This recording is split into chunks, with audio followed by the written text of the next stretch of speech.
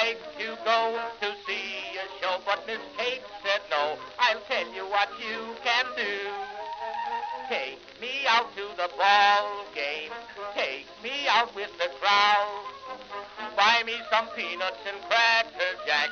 I don't care if I never get back. Let me root for the home team. If they don't win, it's a shame.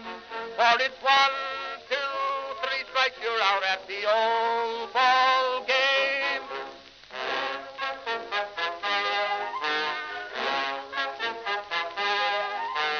Katie Casey saw all the games, knew the players by their first names, told the umpire he was wrong all along, good and strong. When the score was just 2-2, Katie Casey knew what to do. Just to cheer up the boys she knew, she made the gang sing this song. Take me out to the ball game, take me out with the crowd. Buy me some peanuts and cracker jack. I don't care if I never get back. Let me root for the home team. If they don't win, it's a shame. For it's 1, 2, 3 strikes, you're out at the old ball game.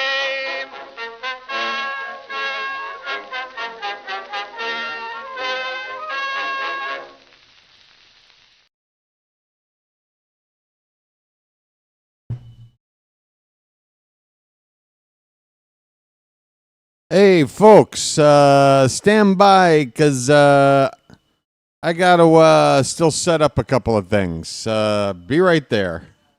Stand by.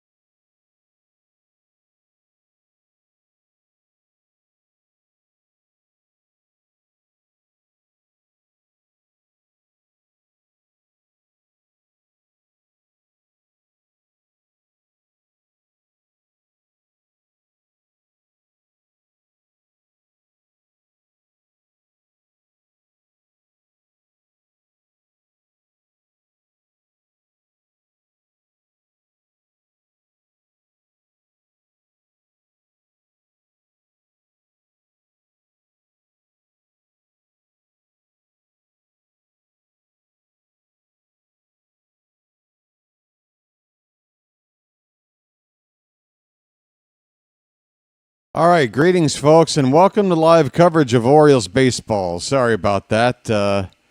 Didn't have my green screen up or a few other things. But welcome to live coverage of Orioles baseball, where this afternoon the Baltimore Orioles will be wrapping up their homestand and the final game of a 3-game series against the Pittsburgh Pirates here at Oriole Park at Camden Yards in Baltimore, Maryland. How you doing, everybody? It's your old pal, the BirdWatcher here. People call me BW for short. What is going on with the Orioles lately? Well, the bad news is something we've been dealing with now for months. The Orioles are not going to make the playoffs. We are not mathematically eliminated yet. Just want to point that out. I took a look at the standings after last night, and they list among the records, home and away, day games, night games, all those little standings subcategories. They have a field that is marked probability for making the playoffs. The Orioles are listed at less than sign 0.1% chance. Less than 0.1% chance. So you're telling me there's a chance. Baltimore, you are seeing history being made today. So you're telling me there's a chance. Okay. We play on today. Not yet eliminated from the playoffs. But folks, I think maybe a more realistic goal here is try to make it to 500. I think we have 17 games left Or is it 16 now? We go what? Like 11-4, 12-4, something like that? I don't know. It's possible. Let's start by taking care of business today and try to sweep these Pirates out of town. First two games, this entire homestand has been super exciting. Walk off. We just keep walking it off, folks. I've walked off so much this past week. I think I've lost a few pounds walking off. The Orioles did it again last night. I'm trying to remember how it even happened. Both of these games against the Pirates have gone extra innings. 10 innings last night, a 2-1 win. A game where we did not score until the 8th inning to tie it at 1, and then we walked it off in the 10th. Dylan Beavers, that's right, the Beeve. Up there with the bases loaded, nobody out. Hit a ground ball hard down the right field line. It was a true double, maybe even a triple, had the game not been decided, with Beavers just needing to touch first base to make it official, winning run crossing the plate. The Orioles pulled it out. They are now 68-77. So, 13-4. 17 games left to go, including today. 13-4 gets you to a 500 record at the end of this season. Now, is that probable? No. Is it possible, though? Is it incredibly out of the question? I think it's possible. I don't think it's crazy to try to strive for that finish to this season. And the way things are going lately, why not? So the finale today is going to pit Cade Povich against Johan Oviedo. Oviedo is one of many pitchers who have undergone Tommy John surgery in recent years. He missed all of last season and most of this one, but has 20 innings logged on this season, a record of 2-0, and in those 20 innings, a 2.70 ERA, a 1.10 whip, 24 strikeouts in 20 innings, only 11 hits. It's very good. He does have a problem, though. 11 walks. This guy walks people. He's got command issues. And that is something the Orioles need to know and hopefully exploit. Work some at-bats with this guy and let him get himself into trouble. He's not giving up hits, but he is giving up walks. Now, I know my boy Dylan Beavers can draw a walk. Gunnar can draw walks. The rest of the team, I don't know. We got to work on it as a team. Hopefully, as a group today, let's make an effort to try and make Oviedo get himself into trouble. All right, so Cade Povich for us, 3-7 record, 5.16 ERA, a 1.46 whip. I really have been rooting for Povich to put it together. I don't know. I just like his presence on the mound. There's just a calm, cool demeanor about him that, I don't know. We call him Slim. I don't know. I like to have him as a part of things, but, we're just going to need better pitching than the numbers he's been putting up this season.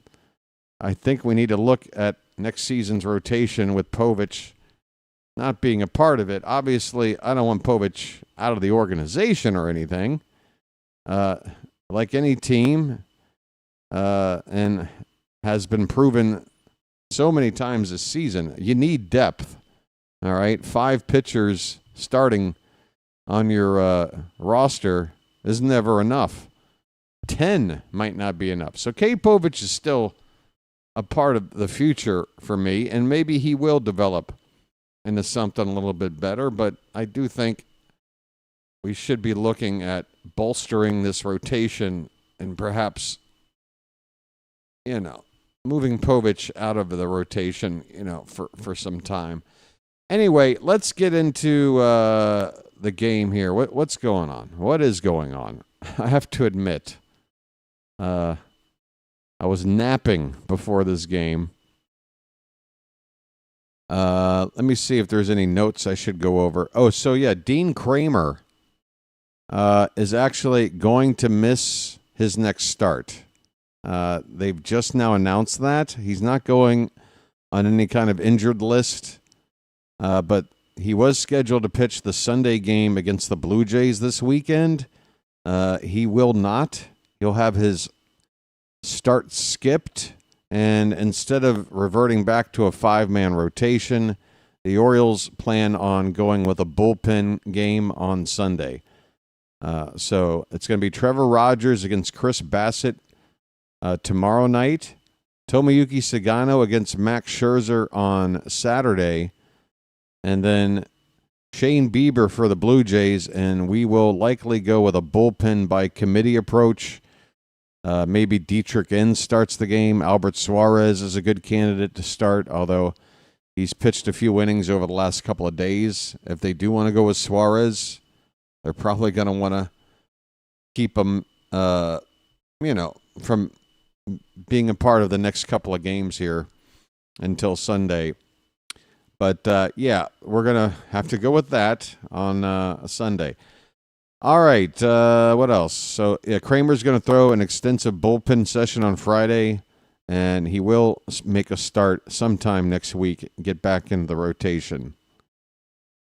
That is about it for the major. What? Okay, this just broke. News.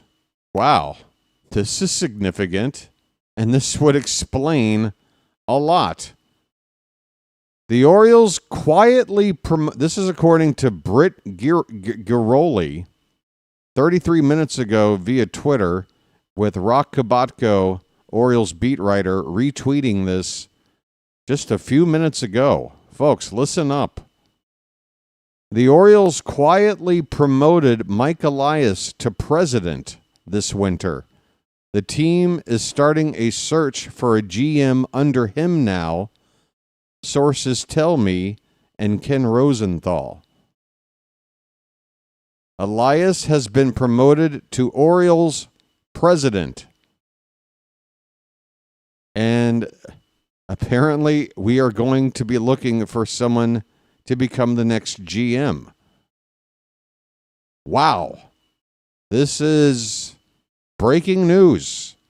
And I don't have time to get into it. We got to get through the lineups and get ready for first pitch.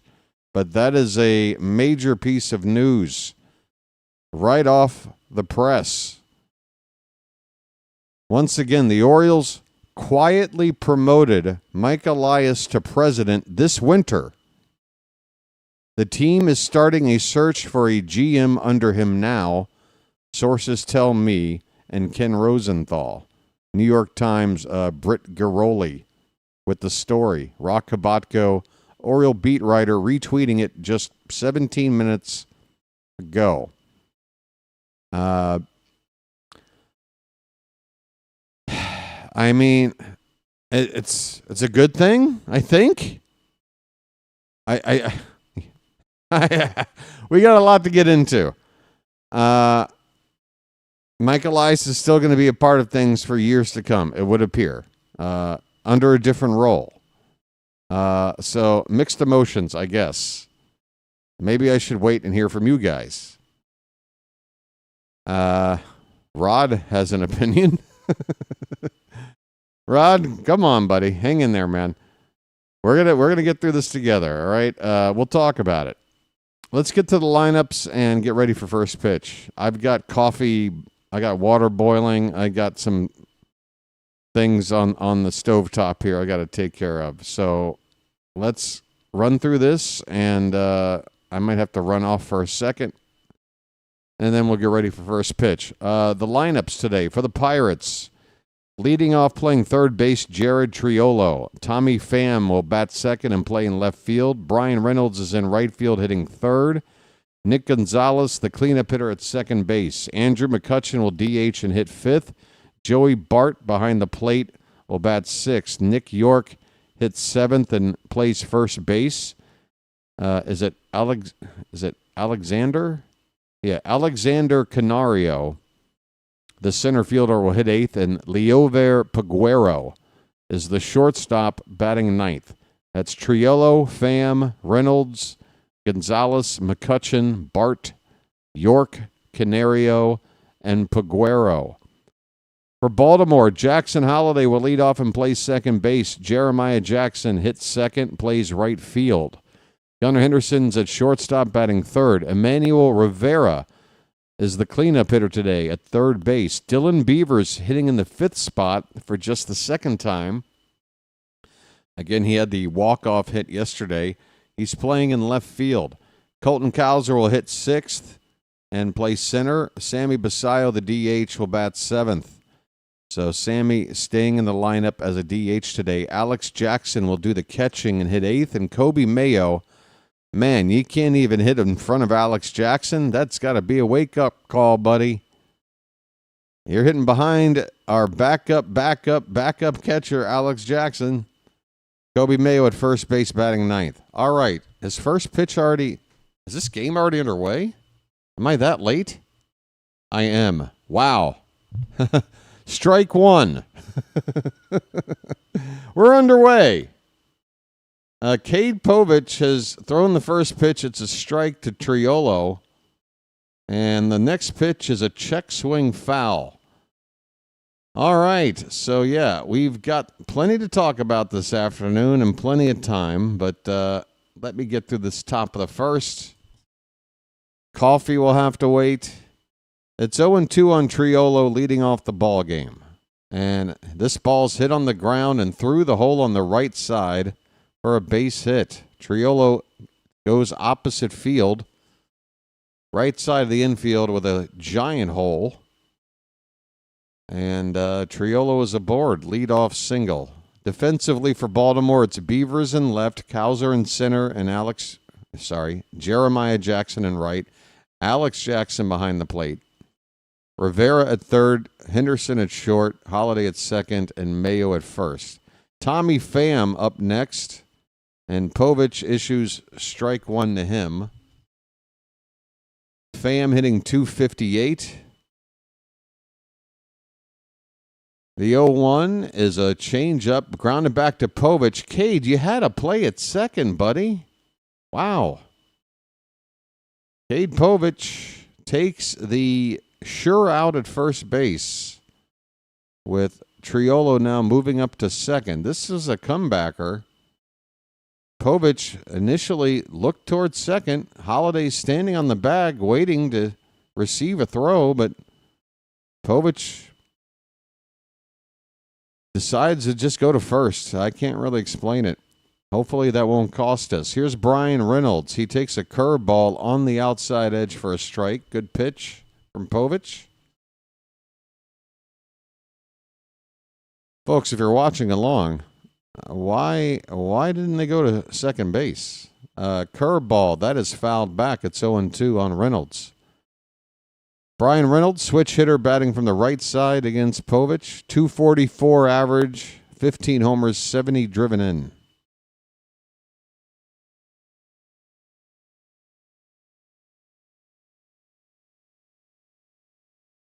Oh, and 2 is the count. The pitch swung on, fouled behind the plate. Orioles are wearing their traditional home white jerseys. And the Pirates have on their black jersey tops with the gray pants. Black with gold trim.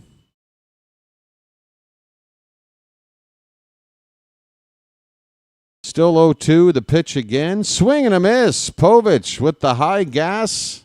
Reynolds strikes out. See you later.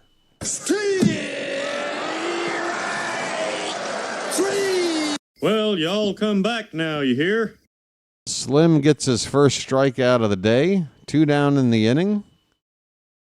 And that'll bring up Nick Gonzalez. First pitch to him is over the plate but low for ball 1. Gonzalez with a 274 average, 5 homers and 23 RBI. He's played in 80 games on the season. The 1-0, swing and a miss. Something tells me Gonzalez has really good numbers against lefties. He's batting cleanup, and he's only played in 80 games. That sounds like a platoon to me. 1-1 pitch is fouled back. It's 1 ball, 2 strikes. Povich has had a really effective changeup. Opponents hitting just 182 off of that pitch.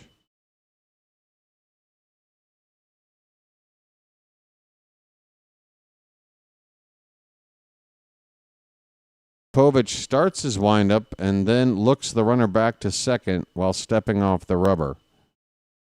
It's a 77-degree day at the ballpark.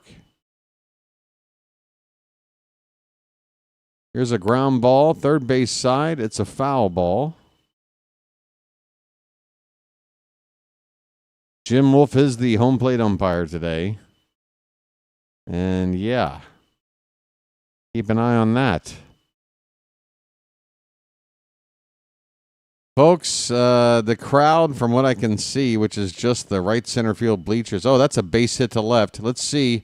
Throw is coming home. Here comes the runner. That throw is way offline, but we've got the batter, Gonzalez, in a rundown between first and second. He will be tagged out. And that's something the Pirates do a lot. They try to get that extra base on plays like this. The Orioles do get the third out, but a run scores on an RBI by Nick Gonzalez. But Gonzalez tagged out between first and second, trying to take an extra base. I watched a video put out by John Boy Media about a month ago. He was trying to analyze the Yankees' base running issues and going into some serious data about teams and their base running habits and who makes the most mistakes. The Pirates and us were at the top of that list for different reasons. We get picked off a lot, and we unsuccessfully steal a lot. We lead the league in that area of bad base running. But when it comes to plays like that, where a trail runner is hoping the ball's thrown in toward another area of the field, they can go ahead and take an extra base, but then get caught trying to do so in a rundown and make an out. The Pittsburgh Pirates do that a lot. Just thought I'd explain that. Something that I picked up not long ago. We go to the bottom of the first. The Pirates won and the Orioles are coming up. Hey, Charm City chat, let me say hi because, again, I got... in fact, do you mind if I address the chat here in a minute? Let me get the coffee first, okay? I need caffeine in order to do my job better for you. So hang in there for a sec, and I'll be right back.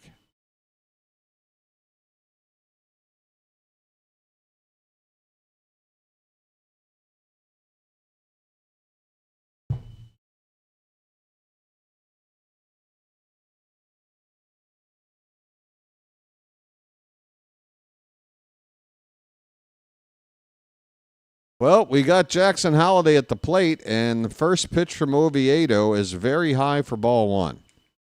I guess the least I can do while I'm preparing here is get the balls and strikes information up on the screen. Give me 1 sec. I'm doing about 4 things at once right now. Here's a breaking ball. Holliday pops it up. A slow curveball, 77 miles an hour. Holliday got under it and popped it straight up on the infield. Third baseman will make the catch. 1 away. Jeremiah Jackson coming up.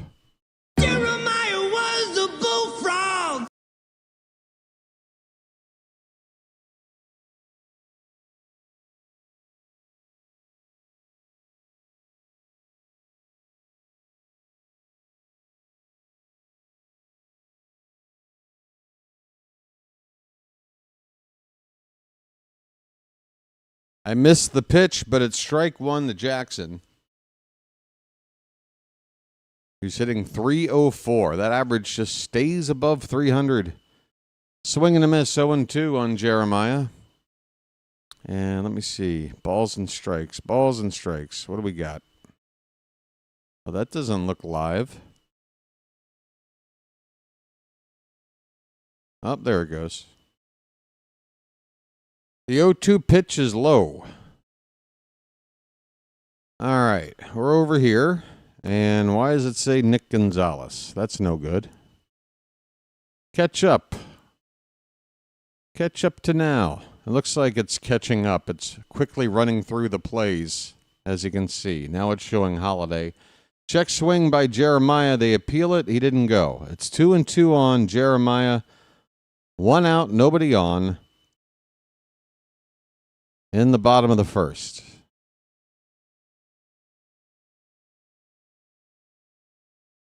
The 2-2 from Oviedo.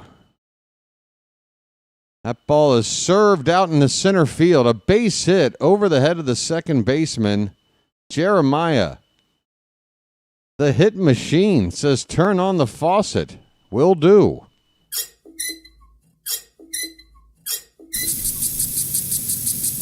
And that was not an easy pitch to handle. That broke like a slurve. Low and away from Jackson. He had to go out of the zone to make contact. And again, he just served it into center field for a hit. 1 away. Runner at first. Here's Gunner. Folks. His name's Gunner and he's dating my mom. Gunnar Henderson's up.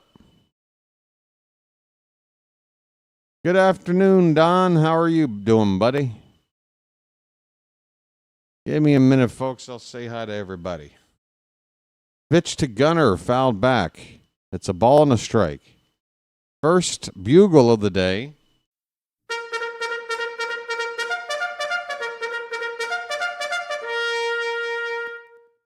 .270 average for Gunner, 16 homers, 61 RBI coming into today. The 1-1 from Oviedo. Up and away, 2-1.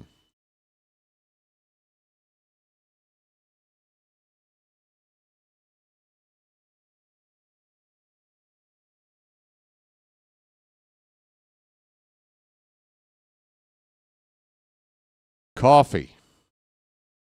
Here's the 2-1. Line drive. Base hit in the right field. That ball will roll up toward the track. Jeremiah will make it to third base easy. Gunner is into second. It's a double. Splash it up, folks. Second and third. Only 1 out. Splish, splash, I was taking a bath. All right. That's what I'm talking about.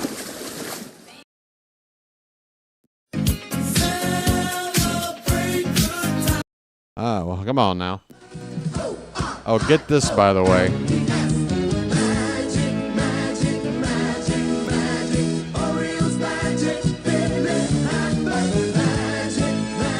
That's 31 doubles on the season now for Gunner. Emmanuel Rivera, first pitch swinging, ground ball to second. That's going to drive in a run. Rivera does cleanup hitter things. Puts the ball in play. Drives in a run. The Orioles have tied it up. Jackson scores. Jeremiah, that is. It's 1-1. Folks, that didn't take long. We're right back in it. Runner at third with 2 down. It's Dylan Beavers. And he goes after the first pitch. Fly ball to right. It's going to hang up there, though. Caught out there in front of the track by Brian Reynolds in right field. Beavers has got a real compact swing. Just flicks that bat. Flies out here to end the inning. But the Orioles respond. Couple of hits, a run scores, 1 man left. We go to the second inning, tied at 1. All right. Now, give me another sec. Thank you.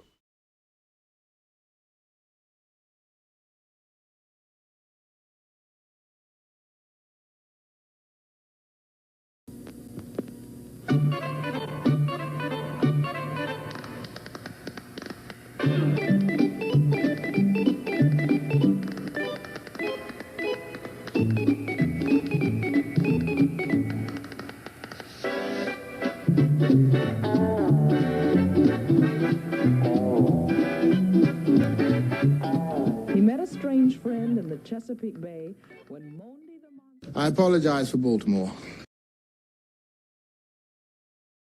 Oh boy, oh boy, oh boy, no, no, no, no, no, no. It's bacon! Nothing gonna break my style. Nothing gonna break my style. Nothing gonna break my style. Folks. All right. Party at the Moon Tower. Gonna be a full keg. Everybody's gonna be there. You ought to go. I'd probably ditch these two geeks you're with, but that's okay. All right. Hey, folks, if I can segue from a bad Matthew McConaughey impression into something a little more important. Obviously, today is September 11th, and BW here recognizing the day, and, it was a very, very difficult day, 24 years ago now. So, in memory of lives lost, let's play some baseball. Andrew McCutchen at the plate. Here's a ground ball to Rivera at third. On the run, the throw is in time. All right. Rivera had to charge this ball. Not hit very hard. And does it perfectly. To get the first out, McCutchen is retired.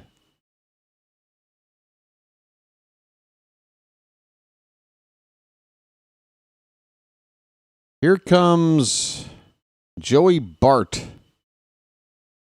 We've seen Henry Davis catch the first two games of the series. Bart gets the call today.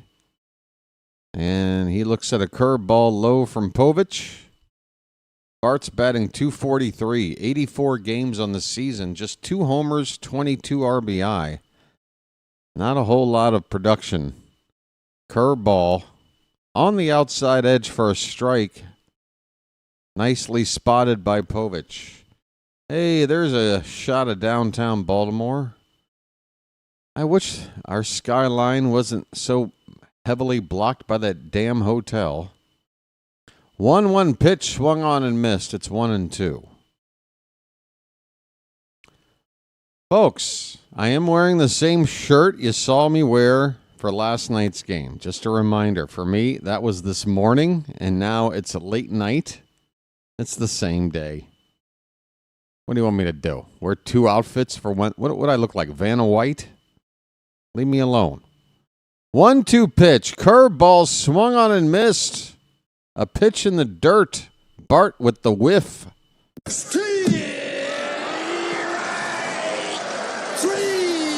Well, y'all come back now, you hear? I'm doing all right there, Blue Devil.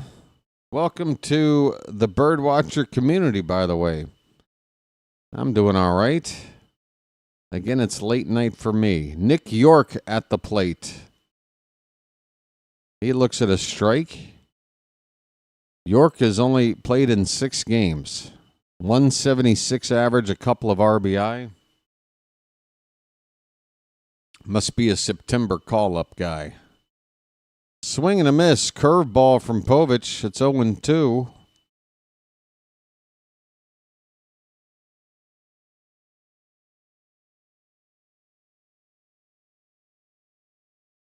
Next pitch. Another curveball. That one's fouled away. Oh, nice play by the home plate ump, Wolf. That ball bouncing off the backstop, caromed back toward the home plate area, and Wolf with the reflex move to grab that baseball. 0-2 to York.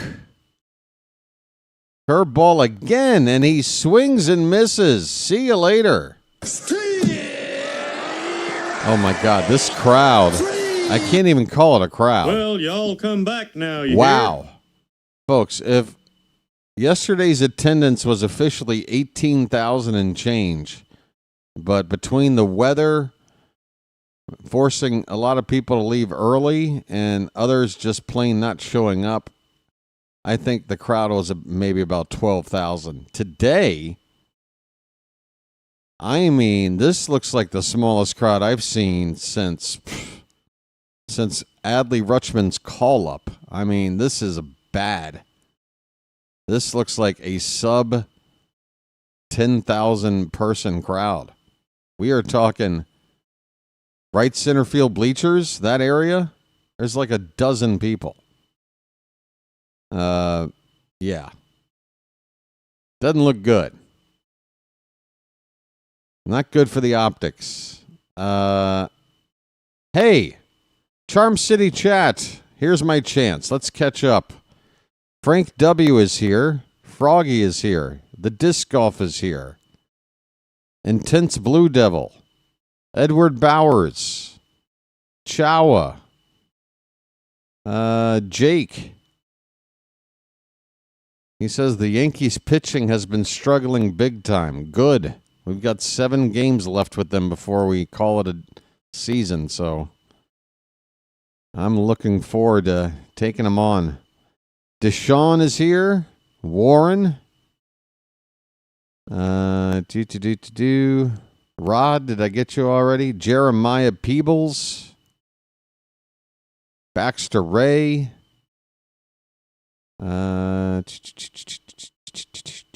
Chilo is here. There's Chilo. Don Rock. Dan Joe's back. How you doing? And, yeah, I think I'm getting all repeats here as I'm all the way back to the bottom. There's Tom Free saying hello. All caught up. All right, here we go.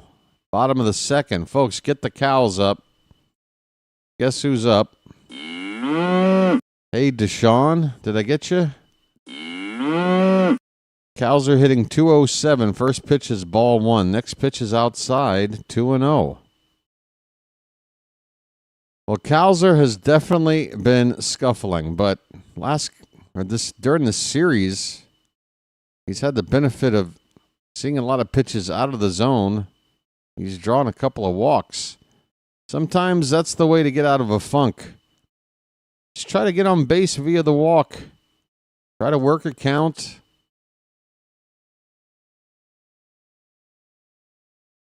Anything to help get that confidence up. We know Cowser's better than this. I'm not quite sure how good he can be, but we know he's better than this. That pitch is extremely high. It's 3 balls and a strike to the milkman. Folks, I see 0 cows in the chat. I see 0 cows in the chat. What are we doing? Is this your first rodeo or what? Cowser just drew another walk. It's a leadoff walk for the milkman. I'm walking here. I'm walking here. I tell you what. Not a single cow emoji. Not a one. All right. There we go. Baxter coming through in the clutch. Basayo is up next. Pitch outside, and this is what I was talking about in the pregame, folks. Oviedo has not given up many hits in his 20 innings of work, but he has issued a lot of walks. So be patient. Let him get himself into trouble. The 1-0. Got a fastball, Basayo. He took a big cut and he missed. That pitch at 96 and up. Count 1-1. Sammy. The 1-1 is up and away. Almost like a pitch out. But the runner at first wasn't moving. Basayo has now played in 18 games. He's driven in 10 runs. The average just 190, but we know that's going to get better. 2-1 pitch. Here's a slider. Oviedo tried to backdoor him. Good spot. Right on the edge. And Basayo fouls it away. 2-2 the count.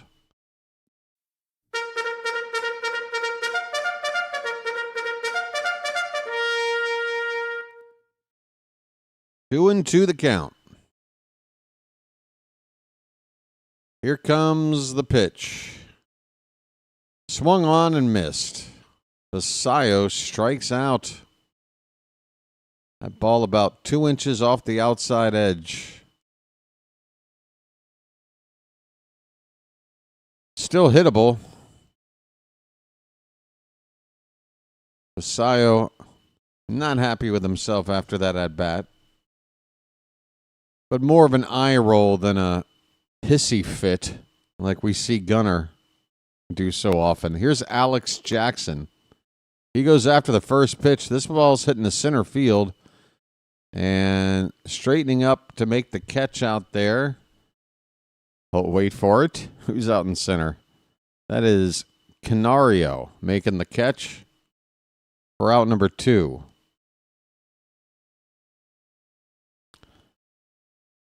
All right, Kobe Mayo time. Mayo batting 9th. He's up here with 2 down and a runner at first. Average at 184. Yeah, Jared, I announced it pregame. Where were you, Jared? Where were you when I announced it? I literally broke the news right here.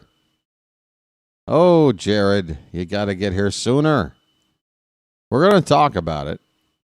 I mean, honestly, for you guys, just give me your thoughts periodically throughout the game. Let me know. Here is a swing and a miss. Obviously, I'll have my thoughts. I'm composing them now. I'm processing this news. Mike Elias, again, he has been named president of the Orioles. Apparently wasn't given the title in secret or just quietly is the way it's worded this past winter. So he was like president / GM, but now he's going to officially be the president of the Orioles, and someone else is going to start being the general manager this winter. And that second half of the equation I'm happy about. Did we just get a stolen base? Colton Cowser just swiped second. Okay. Did not even get a throw down. Cowser almost looked surprised, like nobody tried to throw me out. Line drive by Mayo into left. It's a base hit. Cowser's rounding third. Here comes the throw home. It is not in time. Cowser just sneaks in. Oh, what great timing. Cowser, 1 pitch earlier, steals second. 1 pitch later, just gets home on a base hit by Kobe Mayo. We take the lead 2-1.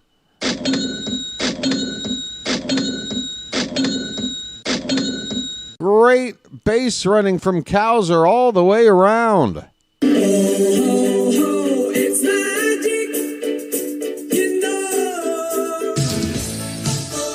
It's magic. On a magic carpet ride. On a magic carpet ride. Jackson Holiday ground ball to second base, routine play. That'll end the inning. But the Orioles have scored in each of the first 2 innings. They tied it in the first. They've taken the lead here in the second. And I like the way we scored. Cowser with the steal. 1 pitch later, Mayo drives in that run with a base hit. And again, Cowser taking off with two out on contact, running as hard as he could to get around and score with the throw in there. It was bang, bang. He made it. Good stuff. We take the lead 2-1 as we go to the third inning. I need coffee too. You need coffee. I need coffee. All right. So, that was fun. We've got the lead. We are looking to sweep.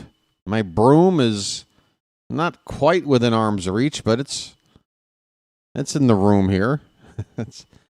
I do need to pop open this screen door here so I can enjoy a Lucky with my coffee. So while I do that, I'm going to step aside, be right back. Enjoy the show. Folks, please hit that like button on the stream if you haven't done it already. Just a gentle reminder. And here's a little Captain Chesapeake to keep you entertained. All right, be right back.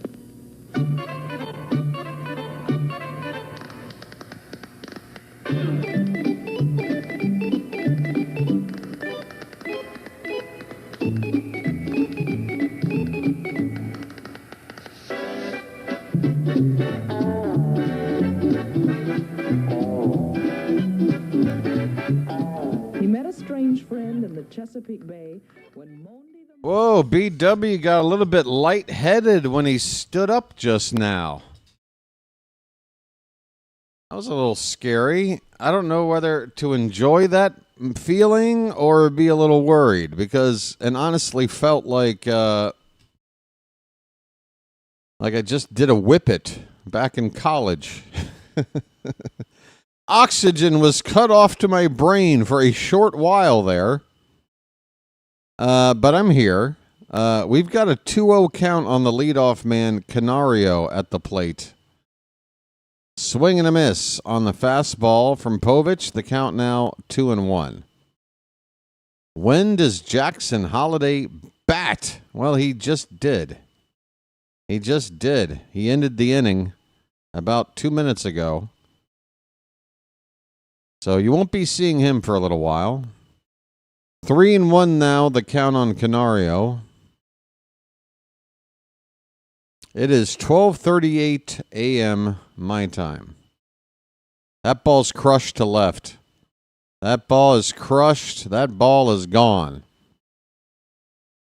Canario with a no-doubt shot to left. Not a cheapie. That one just clears Baltimore last year over the bird bath.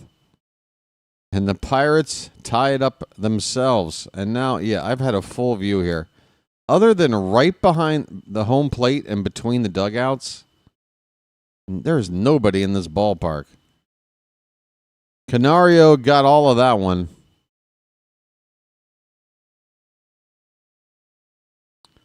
We've got a 2-2 ball game. Here is Leover Peguero. Shortstop hitting under 200. 197. Not many good hitters on this Pirate team. That is fouled away. It's 0-2.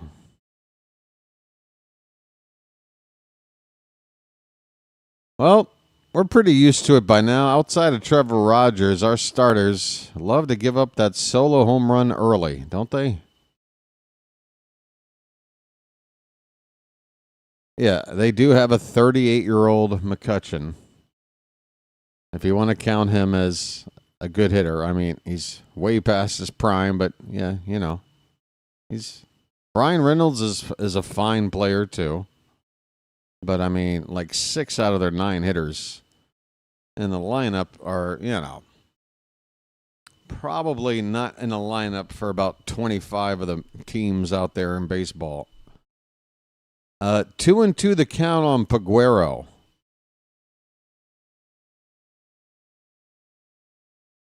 Pitch. Curveball. No, it was a changeup. Sorry. It started to break down, and I'm like, oh, a curveball. But it was a changeup that hung outside for ball 3. Full count now on Peguero. Nobody out in the top of the 3rd.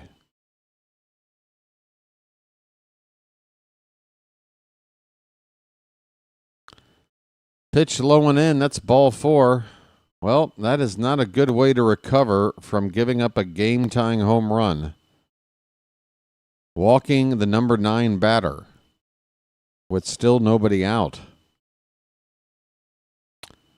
That is going to get Alex Jackson to come out to talk to Povich, try to calm him down.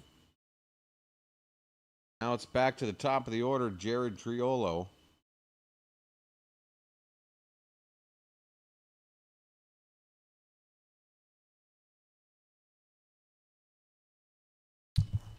Where is... I need a lighter, folks. I need a flame.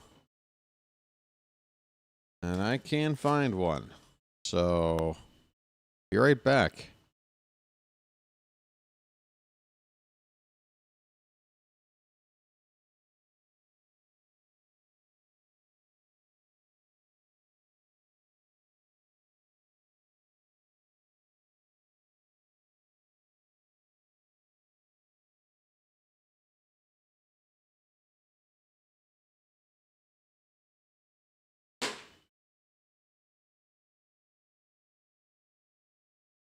Whoa, did we just pick off a base runner? Peguero looks like he might not have gotten back to the bag in time, and he is out. Folks, I'm so happy. I get up, I miss one thing, and it's a good thing. Peguero is picked off by Povich at first. 1 out, nobody on now. Triolo with a count of 1-0. Takes a curveball, called a strike. Ouch. That pitch was definitely outside. And we get the benefit of that call. It is 1-1. Outside, 2 balls and 1 strike.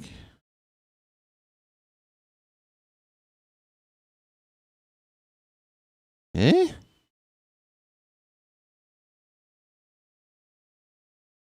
I am, 11 hours ahead. Sometimes it's 12. It depends on what part of the year it is. Daylight savings and whatnot. But yeah, I'm officially 12 time zones ahead, but with daylight savings, at this part of the year, I am 11 hours ahead.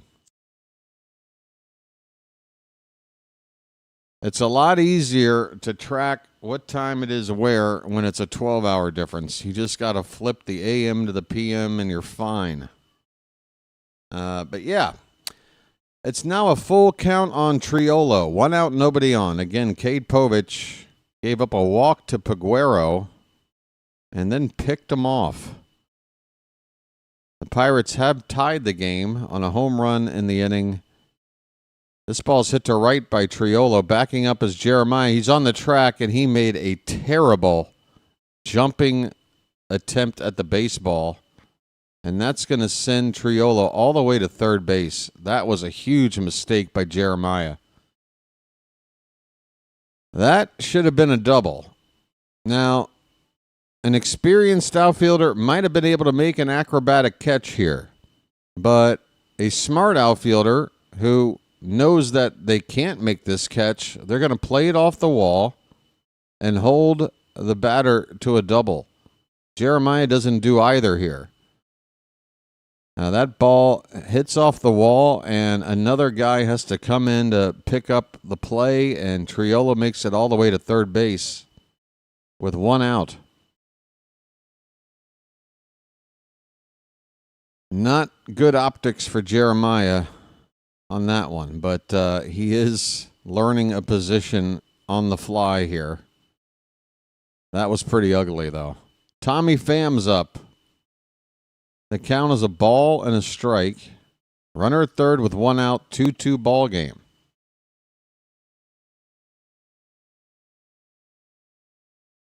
The infield is playing in. Pitch, curveball, fouled away. Povich looking for a strikeout here or something on the infield right at somebody. The 1-2. Another curveball that is fouled away.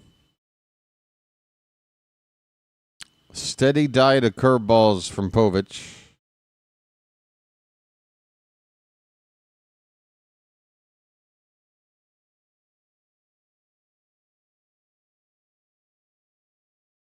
The 1-2 pitch. Reached for and just got a piece off of the end of the bat, did Pham. That pitch well off the plate outside. It is still a ball and 2 strikes. The Pirates have the go-ahead runner at third base. 1 out. The pitch again. Curveball. It's a sweeper. It's a foul tip. And it's a strikeout. It's a sweeping slider, not a curveball. My apologies, but folks, guess what? We got the punch out.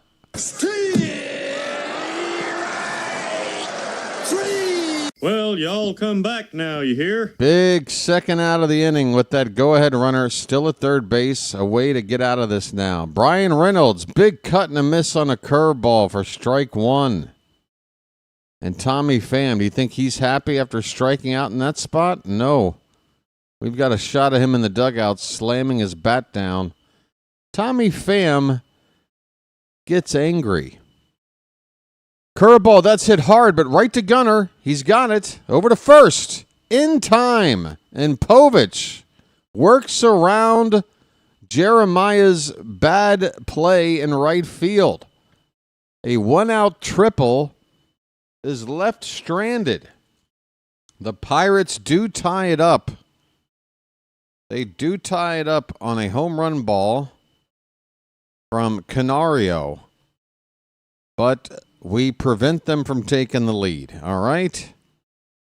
Lots of baseball left, folks. We're going to the bottom of the third. We are tied at 2.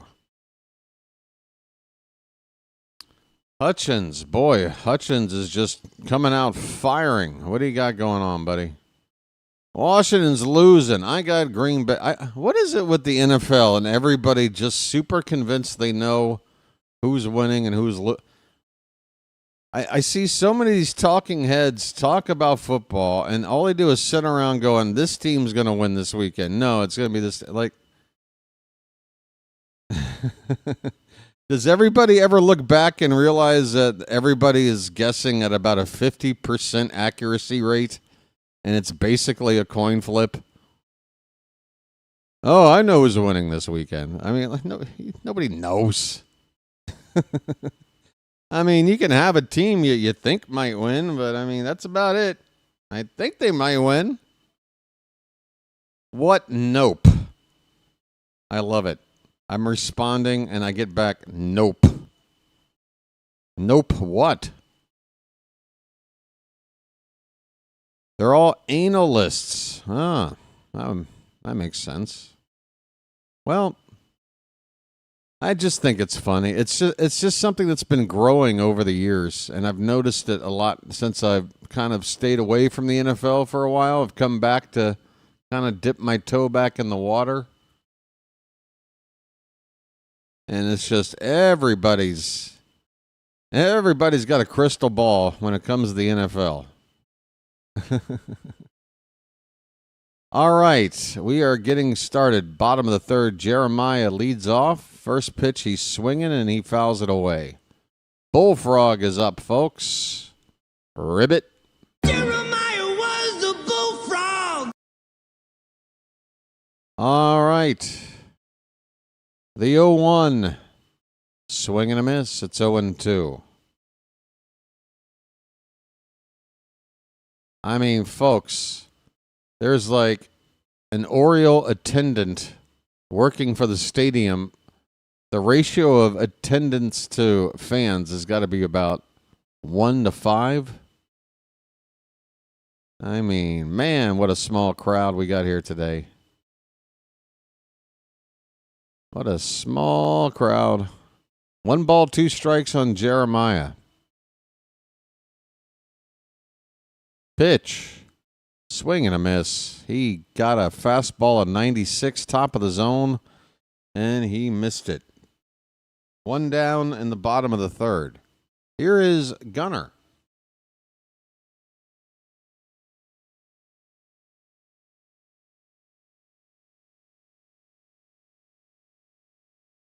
I mean, I have fun with NFL picks. I remember my mom, she worked in an office, and they had like an office pool every week where you just got to, and You got some kind of memo passed around everybody in the office with the list of the matchups of the week, and you just had to circle which team you thought would win, and then whoever won the office that week would win the office pool money or whatever. And you know what my mom would do? I mean, this is back when I was like 9 years old, 10 years old, 11 years old. She would bring that piece of paper home to me and have me pick the games for her. And I won for her a lot. The 1-1 for Gunner is chopped foul, a ball and 2 strikes. Now, did she reimburse me? No. No. Short answer, no.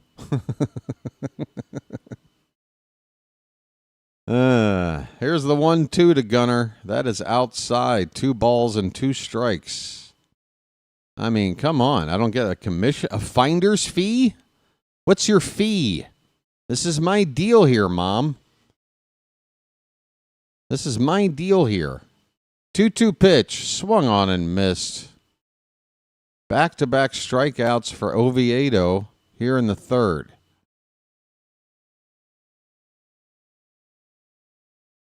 Yeah, so the Commanders are playing tonight. I'm going to watch. And I'm going to root for them.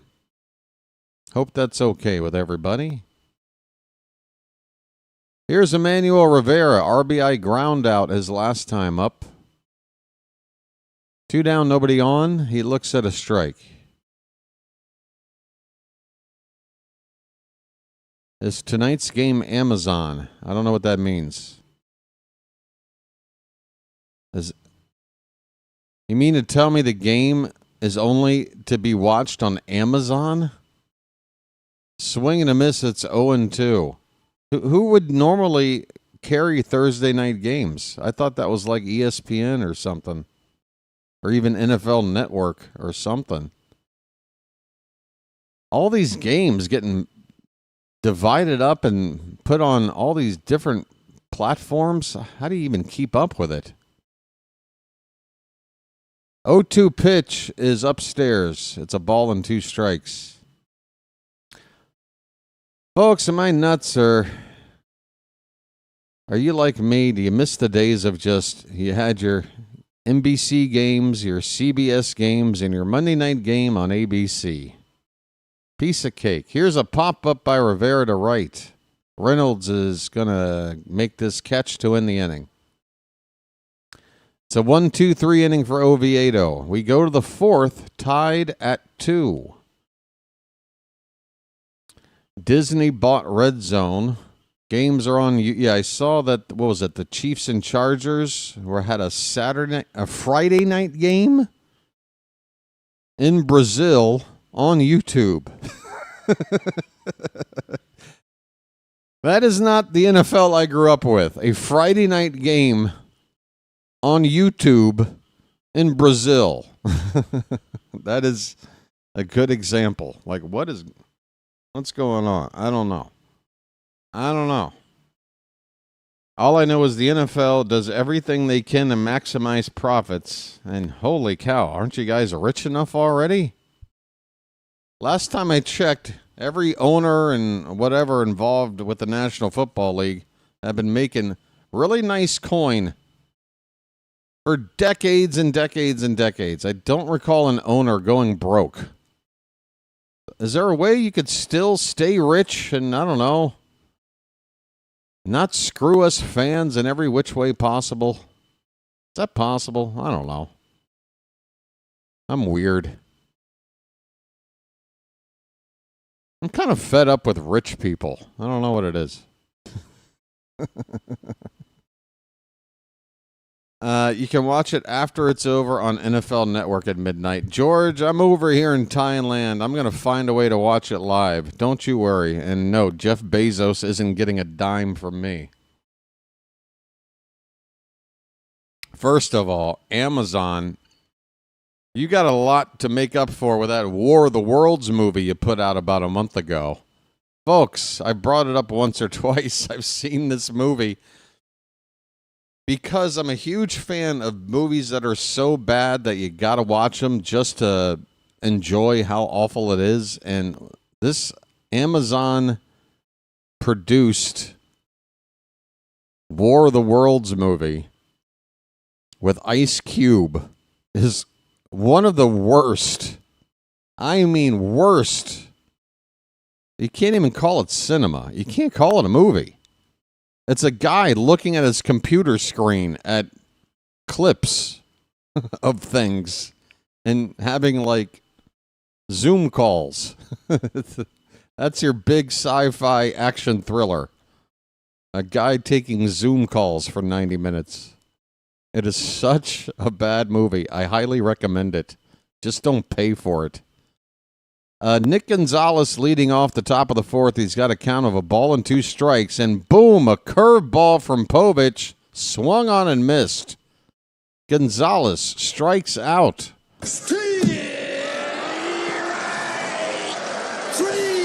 Well, y'all come back now, you hear? That curveball from Povich is working. He's thrown it 17 times already today. Hey, Phantom. That's good to hear. There's another curveball. That one bounces in there to McCutcheon. Andrew McCutcheon. He's trimmed down those dreadlocks. They're barely poking out of the helmet these days. 1-0 is also in the dirt. 2-0. 1 out, nobody on, top of the fourth. 2-2 ball game. Povich on 55 pitches.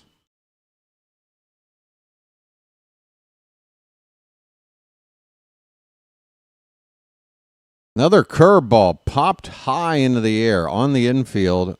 Gunnar waiting for it to come down. And he makes the catch. 2 down.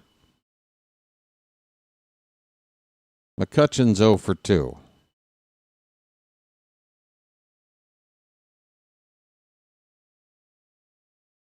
Yeah, folks, it's really not that difficult to figure out what my hours are running this channel. Just, again, for the most part, just flip your PM to AM, and that's what time it is. I'm calling games. If it's an afternoon game, I'm up at midnight, 1 a.m., calling games till 3 a.m., 4 in the morning. If it's a late afternoon game, I'm up at 3 a.m., calling a game till 7 a.m. If it's a night game, I'm up at 6 a.m., calling the game till about 10 a.m. Here's a chopper to Holiday. He will get it to first just in time to end the inning. Was that Joey Bart making that last out? Yeah, Joey Bart grounds out to Holiday, and that'll do it for the Pirates here in the top of the fourth. Bottom of the fourth coming up, we are tied at 2. Yeah, Go Stroh's, he found my channel before he even started his up. He actually credited me for inspiring him to start his channel, because he lives in Japan, I believe. So yeah, he was hanging out here and said, "Hey, man, just wanted to let you know you inspired me to start my own channel. I'm going to do the Astros." I'm like, "Hey, awesome, dude. Awesome." I inspire people, folks. Can you believe that? I know. Hard to believe. How long have you lived in Thailand? Oh, it's 10 years. It is the 10-year anniversary in about 2 weeks. Not Baltimore proper. I'm from Maryland, though. PG County. I'm a PG County guy, so I have dual citizenship. I'm Baltimore and Washington. I claim dual citizenship. I think if you're from PG County, especially the northern side, I think you have the right to kind of be a dual citizen. There's Dylan Beavers getting splashed last night after the walk-off. Great image. We've had a lot of fun on this homestand, haven't we, folks? Dylan Beavers is about to lead things off here in the bottom of the fourth. Folks, show me your Beavers right now. Nice beaver. Thank you. I want to see your Beavers in my chat. First pitch is a curveball from Oviedo on the outside edge for a strike. That's right, PG County, folks. Some folks might consider it PG-13. Because, it can get a little rough over there. I grew up in a pretty rough neighborhood. But, hey, I survived and it made me the man I am today. The 1-1 to Beavers popped up. Shallow left. Coming in and making the catch is Pham. One away. Beavers pops out to left. All right, put your Beavers away, everybody. Come on. They're children present. Put those Beavers away. Good grief. Nice beaver. Thank you. Tracker messed up. What tracker would that be? Cows are at the plate. First pitch, he goes after it. Hit deep down the left field corner. Pham, though, going to chase it down. Right where the foul line nearly meets the wall in the left field corner. Oh, did the in-game balls and strikes freeze again? Okay. Guys, some games that it just happens all the time. Sometimes I only have to fiddle with it once or twice. Sometimes I have to fiddle with it constantly. It's a lot like my ex-girlfriend.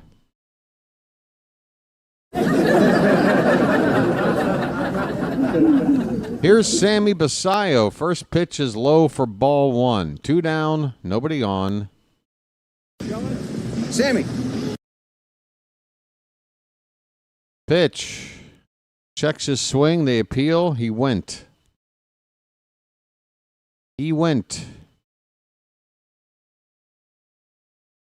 It's a ball and a strike on Basayo. Folks, the beauty of the game board freezing, as Sammy pops this one, a little flare behind second base, and Gonzalez will make the catch in shallow right center. Basayo retired to win the 4th inning. We're still tied at 2. We're going to the 5th. Yeah, folks, the beauty about my screen here freezing from time to time is that I do such an outstanding job calling the game, letting you know the situations, that if you're just listening, everything you need is going to be there for you, folks. Who you trust more, me or some website? Come on, people. Trust me. I got this. Cash, let me ask you a question. I'll tell you what, Cash. If you answer me my question honestly, I will answer your question honestly. Deal? All right, here's my question. Are you asking me this because you have some kind of a bet involving Jackson Holiday?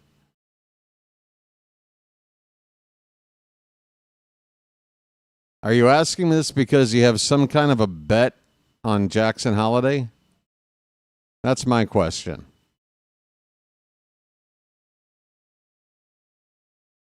We've got time for a reply. We're in a commercial break. Everyone is waiting with bated breath.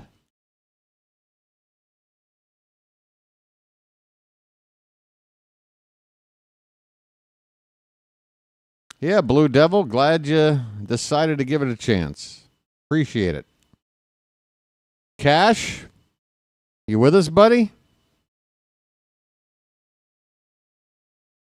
I'm not Chat GPT. You can't just ask me questions and I spit out answers, okay? We're going to do something called Interact. Are you there? Cash is no longer with us, folks. It was a fun time. Here's Nick York, takes a first pitch strike. We're in the top of the fifth. He struck out his first time up. Fastball, nicely spotted by Povich at the knees on the outside corner. Gets ahead of York, 0-2.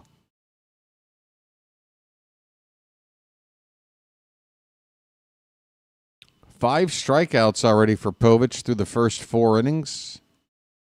Curveball bounces in there. It's 1 ball, 2 strikes.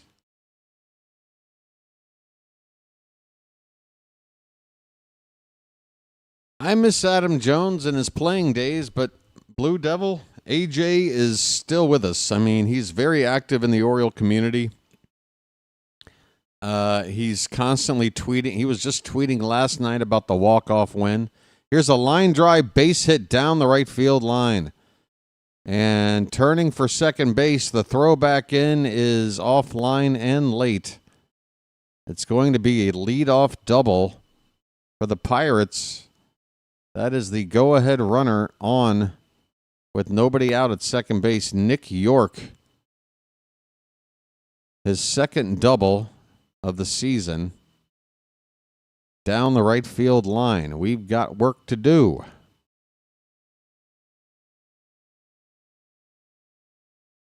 Here is Canario. He hit a home run his last time up. First at bat. Smacked a Povich pitch into the seats in left field. The count is 0-1 on Canario. That pitch is over the plate but low. 1 ball, 1 strike.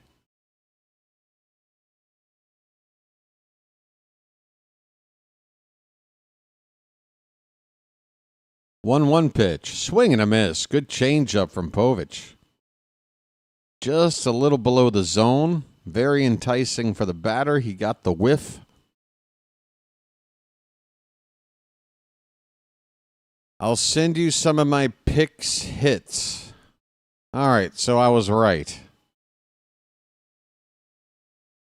Swing and a miss. And Canario strikes out this time. Again, Povich got the strikeout pitch working today.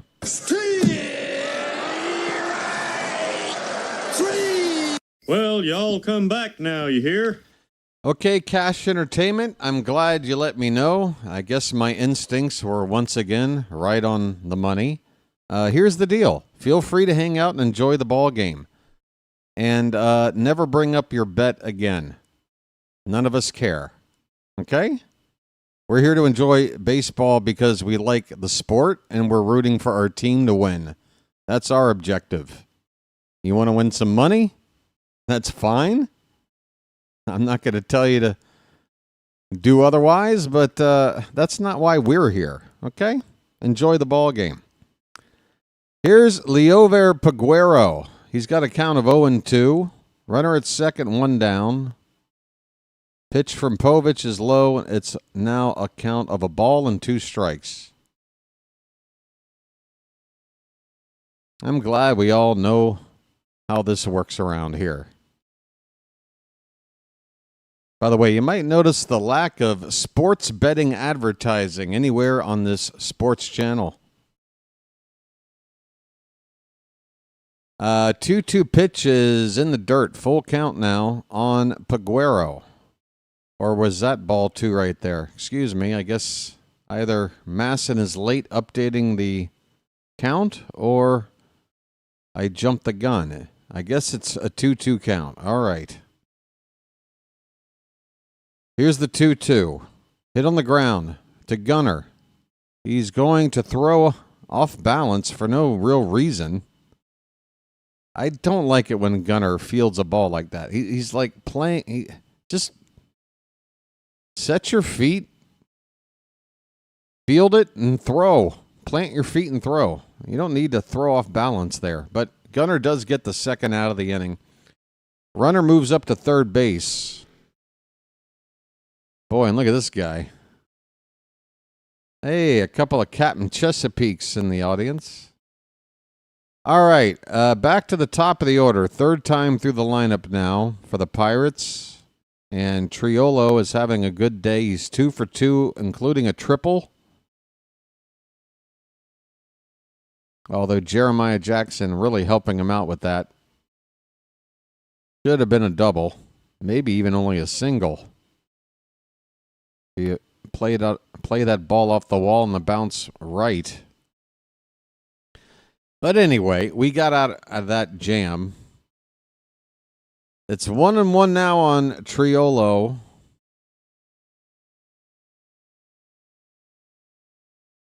Pitch. Swing and a miss. There's that changeup. Man, Povich is hitting that same spot. Outer half of the plate against a righty at the bottom of the zone.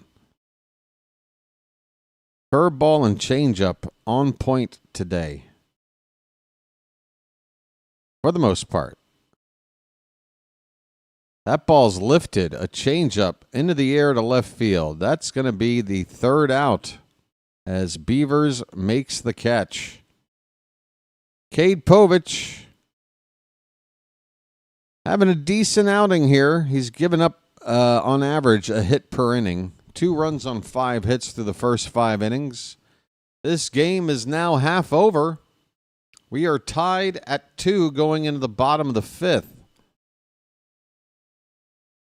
So, yeah, folks, Mike Elias is now the Orioles president, or at least, if not now, has been for some time. Just secretly doing double duty. I don't know, but that's his new title. It's official.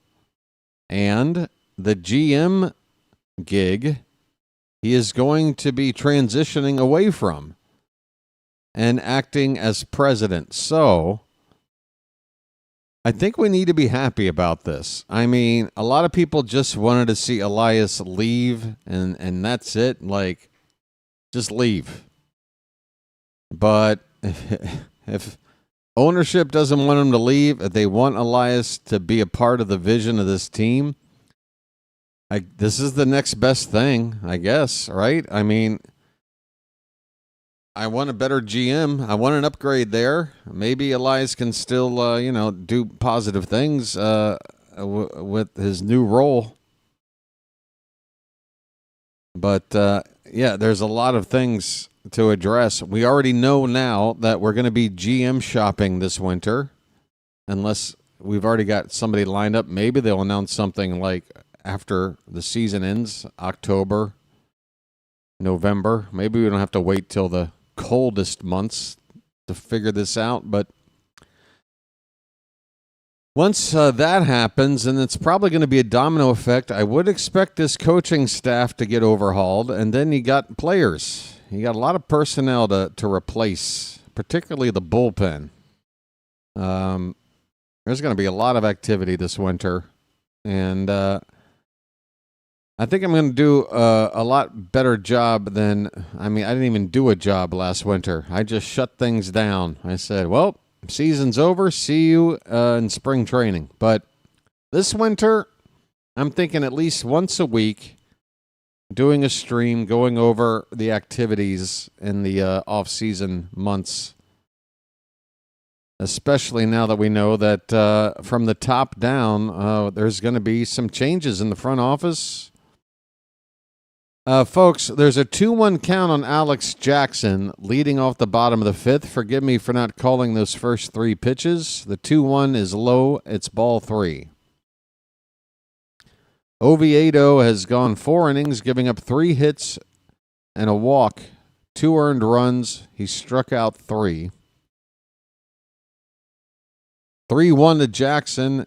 Alex, that is, fouls it off. It's a full count. Hey, there's Mike Elias. Folks, hi, everybody. President Mike Elias here. Hey, Mike, thank you so much for visiting my humble little channel. Here's a curveball up and in on Alex Jackson. That is a ball 4. Thank you for walking our backup catcher to lead off an inning in a tie ball game. All right. The would-be go-ahead run is on for Baltimore. Let me change that. The go-ahead run is on for the Orioles. Here's Kobe Mayo. Whoa, that pitch up and in. He had to get out of the way. Oviedo looking a little wild, and that's going to spark a visit from the catcher, Joey Bart. It's not a long conversation. Bart now already making his way back behind the plate. Folks, Kobe Mayo, spread the word. Let's get it all on there. Just spread it out. Folks, the emoji game today is looking pretty weak. And actually, where are my Magic members? Phantom is one. Shantae is one. Magic members, you got to pick up that emoji game. Looking a little weak here in the Charm City chat. We got mayo. We got jars of mayo. There we go. Danjo, how you doing? George, how you doing? Everybody hung over from last night? What's going on here? Pitch to Mayo is high. It's 3-0, folks. 3-0. That's a bugle.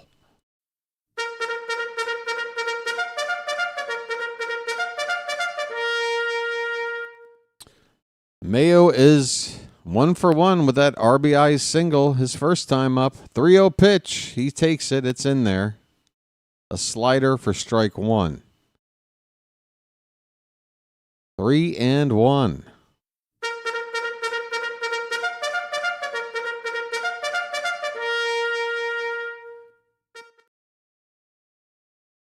Pitch. Low ball. What? You're calling out a strike, Blue? That is so low.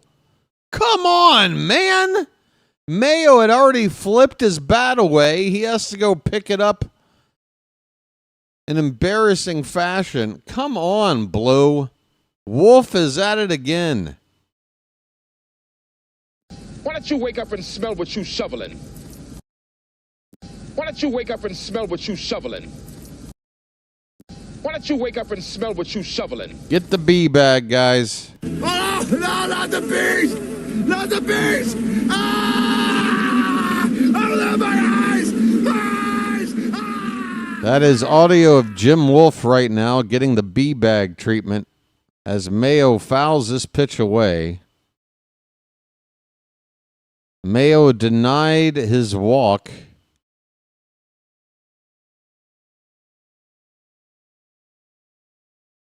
Let's see what he can do here.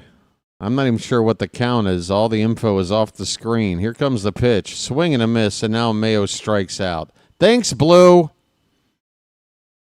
Thanks, Blue. You turned a walk with 2 on, nobody out, into a strikeout. 1 on, 1 out. Thanks, Dick. All right, back to the top of the order. It's Jackson Holiday. Holiday's 0 for 2. First pitch is outside. Hey, where's the cash guy? Hey, buddy. You're about to hit your next million, dude. Holiday's up. Isn't sports fun? Here's the 1-0 to Holiday. Hit on the ground and through the hole on the right side, a base hit. All right. And going first to third is Alex Jackson. Jackson can get around the bases pretty well for a catcher. Okay. Mayo got screwed. Otherwise, we might be in for a big inning right here. First and third with 1 out after the base hit by Holiday. Folks, splash it up. Splish, splash, I was taking a bath.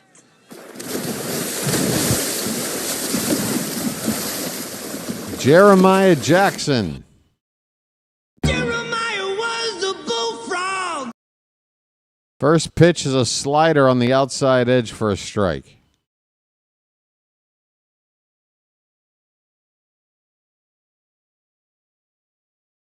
Alex Jackson is at third, and Jackson Holiday is at first, and Jeremiah Jackson is at the plate.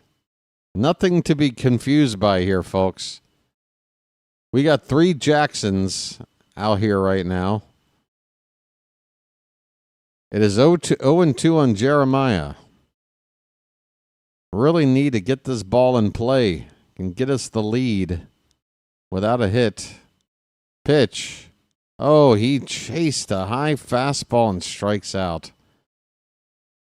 Bad decision there. That pitch way high. And again, I mean, the catcher had to leave his crouch to receive this ball.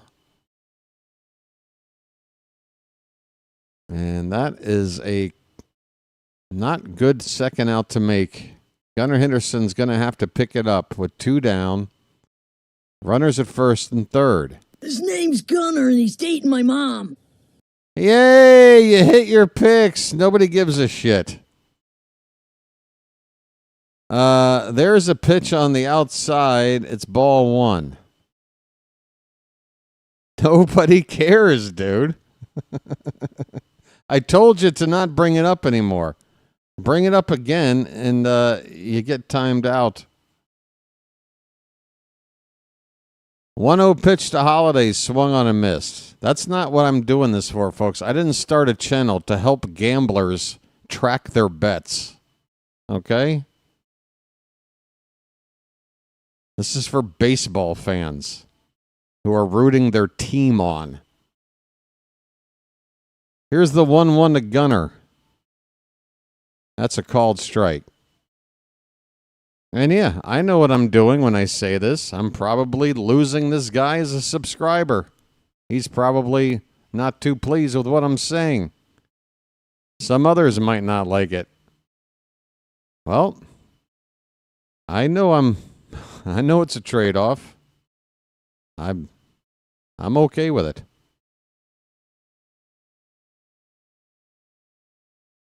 This community is not going to be taken over by, the betting culture. Sorry. There's many other places you can go for that. 1-2 the count on Gunnar. Here is the pitch. That ball's hitting into right field. Right at him, though. Right at Brian Reynolds for the final out.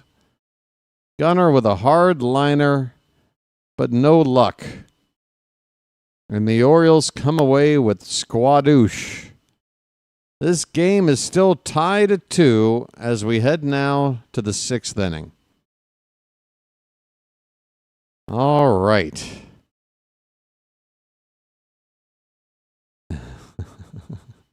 Again, folks, just to put a fine point on it, if you like to bet on sports, that's fine.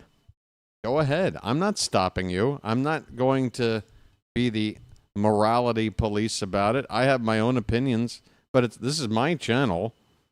And again, I see other channels where it just devolves into a how is my bet doing play-by-play channel. Not here.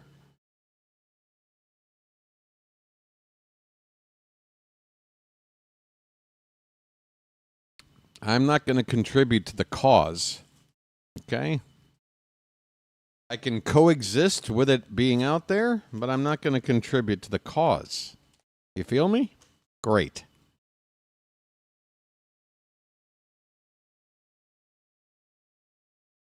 Yeah, Povich looks pretty good. I mean,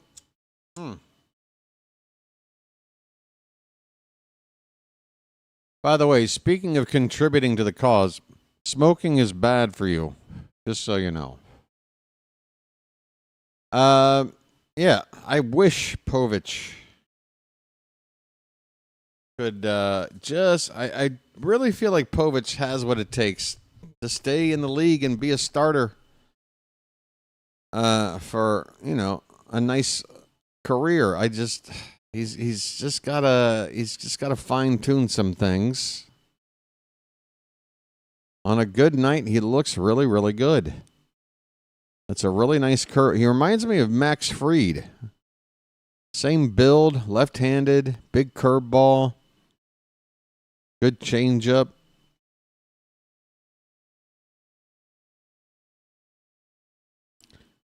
Just a little bit of tweaking, and I think we got something with him.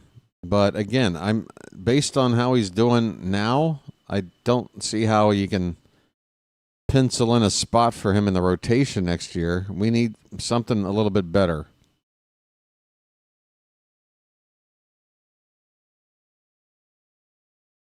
Yeah, I was just about to say, Phantom, next year you might see a bullpen transition for Povich.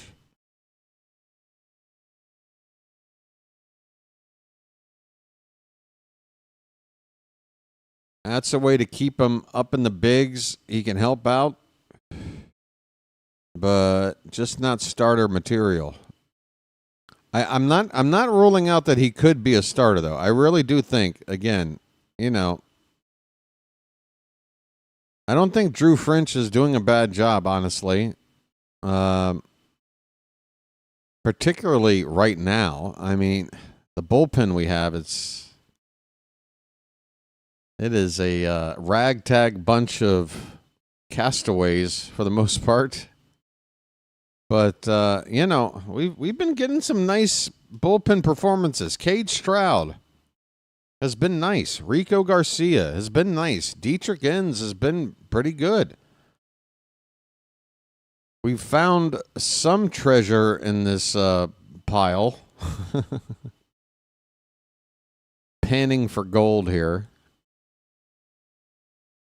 But, yeah, I still think there's a lot to be addressed with the bullpen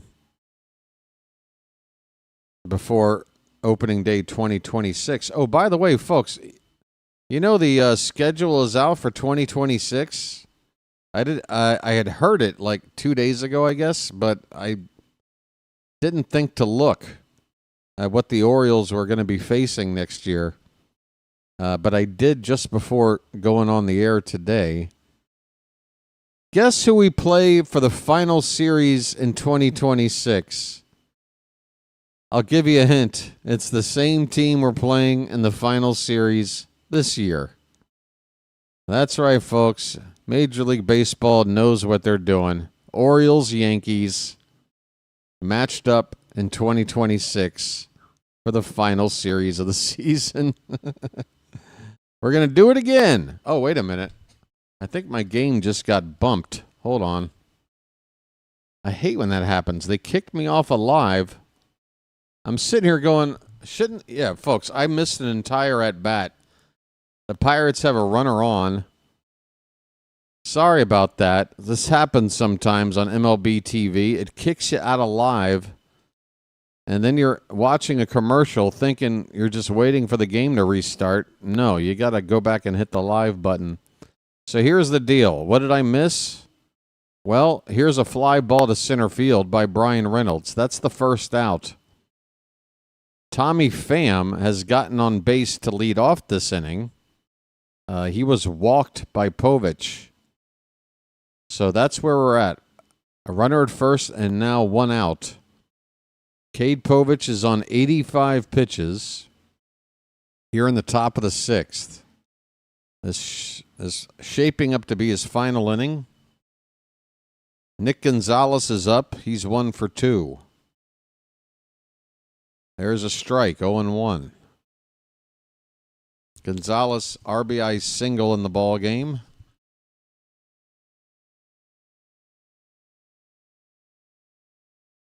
The 0-1 from Slim. Nope, he's going to snap throw to first, and Pham is back standing.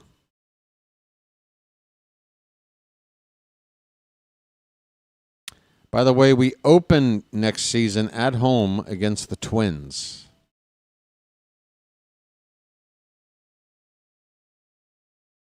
Oh, 0-1 pitch. That ball is fouled away. 0-2. Couple of other things that jumped out at me from memory. We have a West Coast trip next year where we play 6 games all in the LA area. We play the Angels and the Dodgers back to back. So we're spending a full week in LA next year. 0-2 pitches low, 1-2. We also have several occasions where we play a team in a 4-game series, play another team for 3, and then that team we played 4 against, we play another 3. So a lot of 7 games out of 10 versus 1 team situations next season. We're going to get used to a lot of teams over the course of 10 days. Here's a foul ball by Gonzalez. The count is a ball and 2 strikes. That ball really took a hard turn as it hit the seam of the infield grass. Otherwise, that might have stayed fair.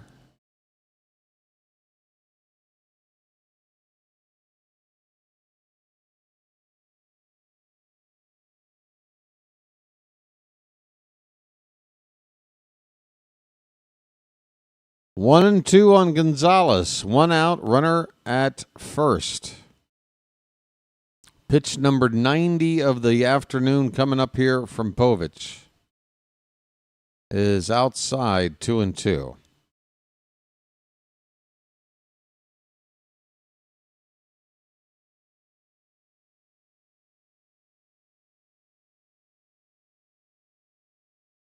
Pitch. That's fouled away. Still 2-2. Andrew McCutchen is on deck.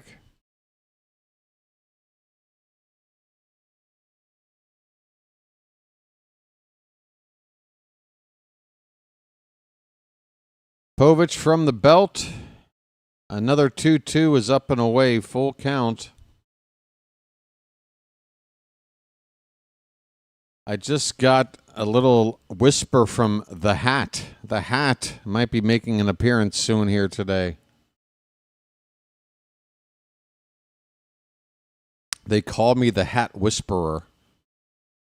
That ball's hit to right, and Jeremiah Jackson is going to have room to make this catch in foul ground down the right field line where there is not a whole lot of foul territory. Maybe a few feet. And that's going to do it for Povich. 93 pitches, 2 down in the inning, and Mansolino is coming out to pull him. Why? Probably because the next batter is Andrew McCutchen.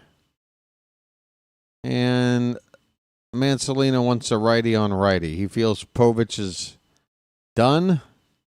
Looks like we've got, is that Cano? Oh my. Yenier Cano coming in, I think. Folks, call to the bullpen, break in the action.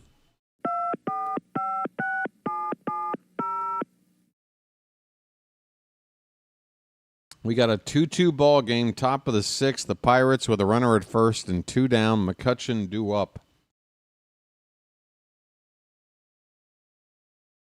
Folks, let me step aside for a moment, and I'll be right back. Thanks for tuning in. Please hit the like button if you haven't already. And subscribe.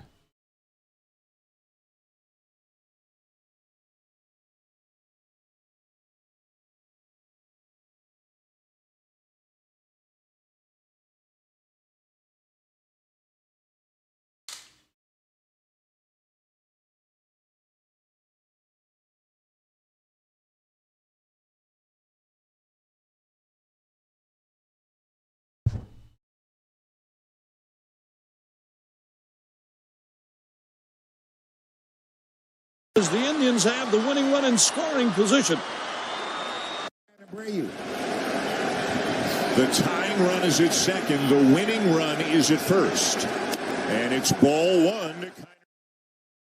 Regardless, Mateo stands at third now with 1 down. Mateo the winning run on at third. Carlson at second. Holiday aboard at first. He just walked in a run now. The winning run coming to the plate, and Ryan Roberts. The winning run. Why all these professional announcers and ex-ball players keep referring to these guys as the winning run? Don't they know anything about baseball?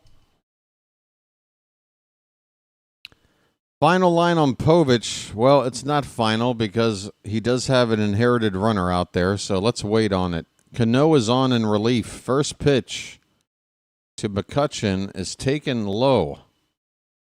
This is the 60th appearance for Cano on the season. His ERA is right on 5, 4.99.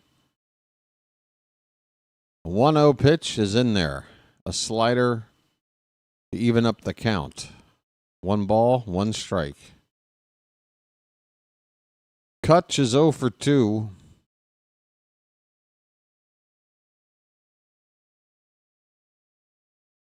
That ball's line, and it's a base hit in the left. Why, Cano? Why?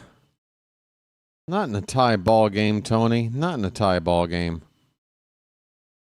McCutchen keeps the inning going with a single. Runners at first and second now with 2 away, and that'll bring up Joey Bart.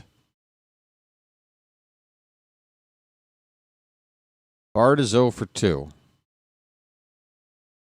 Now, the one thing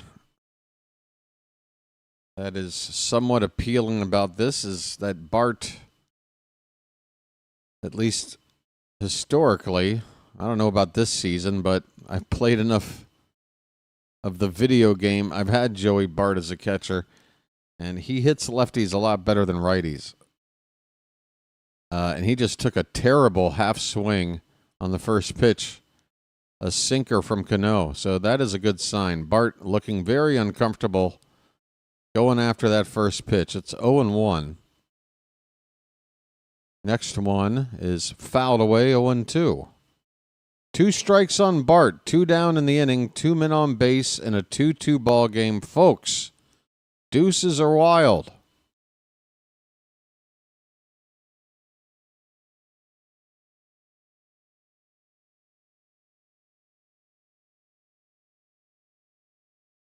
Cano leans in, gets the sign, and here's the pitch. That's in the dirt.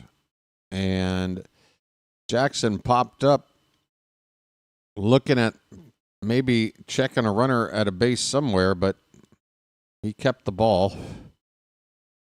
The count is 1-2 on Bart. Cano dangling that throwing arm, leaning in for the sign. Here's the 1-2. That's fouled back. We will do it again.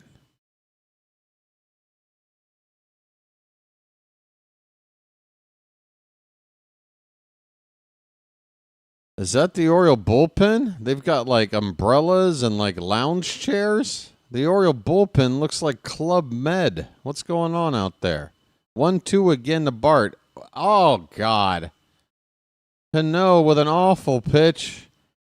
Jackson can't prevent it from going all the way to the backstop, and 2 runners will advance. Instead of first and second, now it's second and third. And a base hit would drive in 2.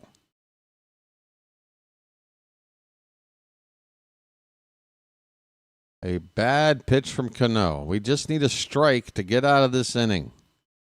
The 2-2 pitch. Oh, a beauty!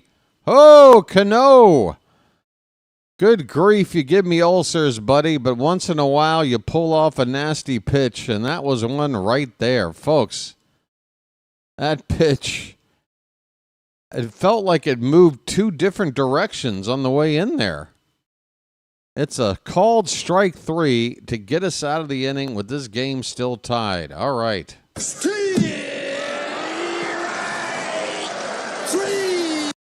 Well, y'all come back now, you hear? I swear, I need to look at that pitch again. That pitch looked like it started to move away from the batter and then started to move into the batter all at once.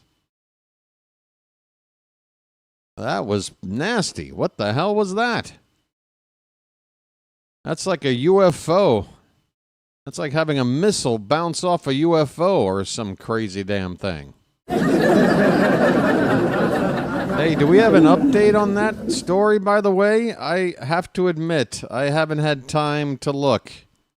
All I know is yesterday there is an unidentified flying object hit by a missile and the missile bounced off, and the UFO took off, and nobody knows what it is. What the hell is that? Hello? Like, folks, if we're ever going to get the human race to kind of, rally together, it's got to be against aliens, right? Can we all agree to maybe partner up on one thing? Let's not be, taken over by, green monsters from outer space. Can we figure out what this UFO is, please? It's not a good sign if we fire a missile at it and the missile bounces off. That sounds like some Buck Rogers stuff. What's going on? What is going on? Was it a Nerf missile? All right. We are in is it the bottom of the 6th? Holy cow, folks.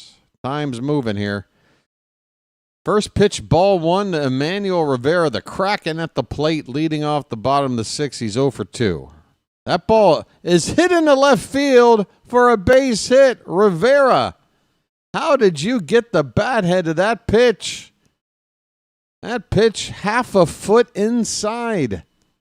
And somehow Rivera got the bat head in there. I say half a foot. I'm going to say 9 inches. A solid 9 inches in on the hands, and he somehow turns on it for a leadoff single. Turn on the faucet.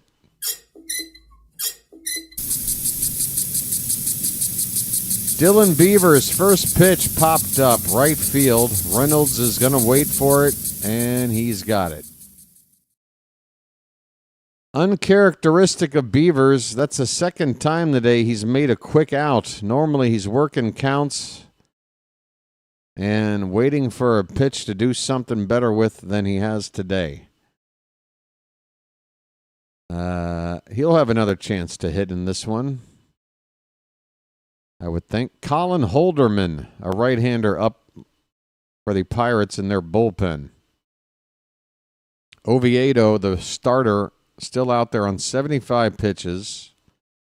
Colton Cowser shows bunt, but it's a strike. Cowser's 0 for 1. He drew a walk and stole a base. His first time up, came around to score. And that nice little sequence. That pitch outside by a foot or more. It's a ball and a strike on the milkman. Folks, any cows? Hello? Seriously, Charm City, what have you done? I know we've had a lot of late night walk-off wins lately. Is everybody just hung over? Need I remind you, I'm the one up at 2 in the morning right now, not you. This is the middle of the afternoon, folks. Is it happy hour already for everybody? Come on, people.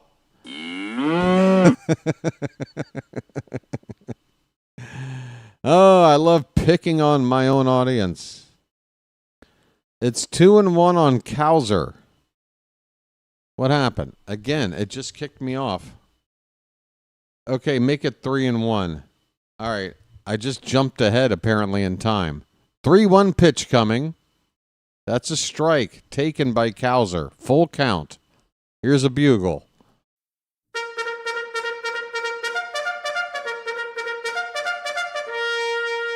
Apparently, I was a few seconds behind because between pitches there, it just jumped from one pitch to the next. It's a full count on Cowser. 1 out. Runner at first is Rivera. I don't think you're going to want to send him with his lack of speed and Cowser's swing and miss tendencies. Cowser fouls that full count pitch off. We'll do it again.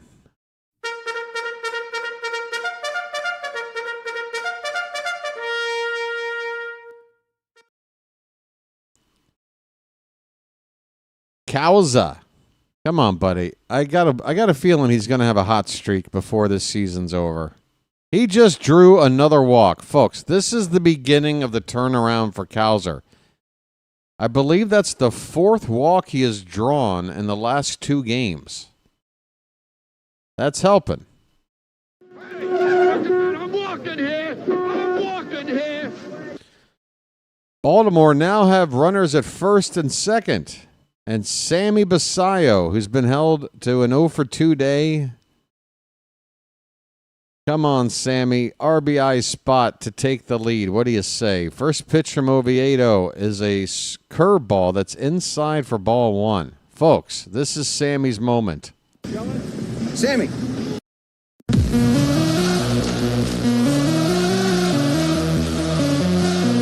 fact, if something doesn't happen on this pitch, I know what to do. Popped up. Get out of play. Get out of play. It's out of play. All right, folks. We know what to do right now. Why didn't I think of this sooner? Ladies and gentlemen, the hat. All right. 1-1 the count on Basayo. Now what happens? That ball is hit into the hole at short. They will get the force at second. And that's it. That'll be a fielder's choice for Basayo. He nearly found the hole on the left side of the infield. But the shortstop going into the hole, able to backhand and get the force at second. 2 down with runners at the corners now for Baltimore. The hat don't play, and this inning ain't over yet. The inning is not over, but the day is over for Johan Oviedo. He is being taken out right now. Same spot like Cade Povich. A man on base, well, he's got 2. But with 2 down in the 6th, that's when the Pirates are going to the pen. Same spot as us. Should be that right-hander Colin Holderman coming in. Alex Jackson due up next. The right-hander. So, yeah, you had 3 straight lefties. Beavers, Cowser, and Basayo. For whatever reason, they felt comfortable keeping the starter Oviedo out there to face him. But now we've got a couple of righties due up with 2 down. And that's the job for Holderman coming in. Get out these 2 guys. That's probably all he'll face. Because he only needs 1 out to get out of the inning. He could wind up facing just 1 guy, but then the next inning, another righty would lead off. He'd probably get that guy and then get taken out. And then a lefty would come in for Holiday and Gunnar at the top of the order. That's how this is shaping up. Out-of-town scores. We haven't had a look at that yet today. Holy cow. Are we the only game in town?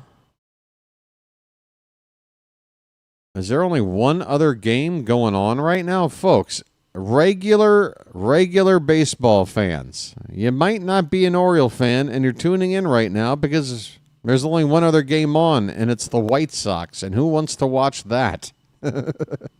Hey, the Pirates and Orioles might be having losing seasons here, but we're not White Sox bad. And if you've been following, the nightly summary of games around the league, you'd know that there's been some exciting baseball here in this series. So if you're here right now watching, welcome in. If it's your first time, this is the Orioles BirdWatcher Channel. It is dedicated to covering baseball for Oriole fans, but guess what, folks? Everybody's invited. If you're a baseball fan, this is a good channel to subscribe to.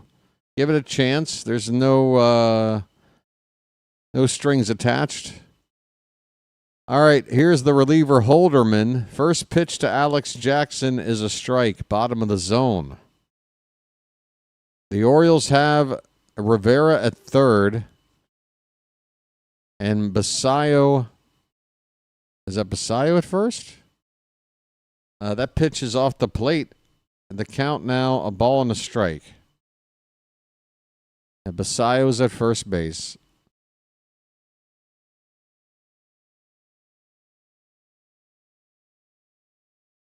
The 1-1 is in there for a strike. Holderman has inherited 17 base runners on the season. He's allowed 7 of them to score.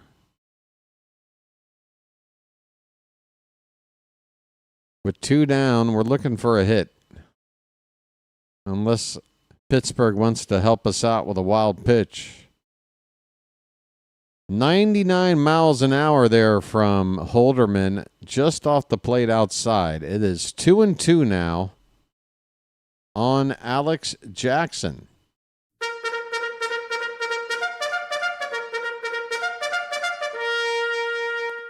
Pitch. Way outside at 100. Full count, folks.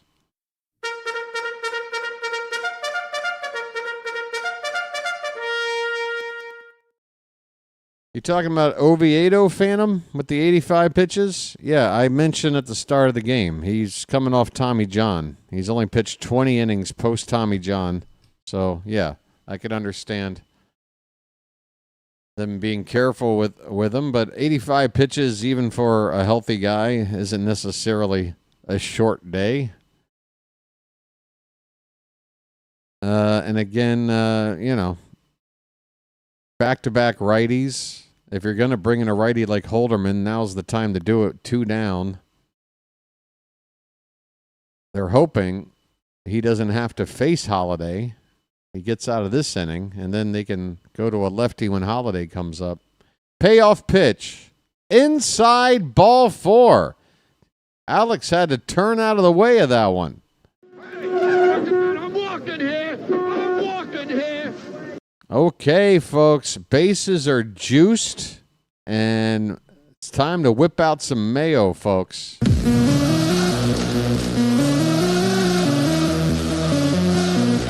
Kobe Mayo, last time up, took a pitch that was ball 4. The ump called it a strike, and Mayo wound up striking out. Here's a chance to get his just rewards. First pitch is a strike on the inside edge. Bases loaded, 2 down.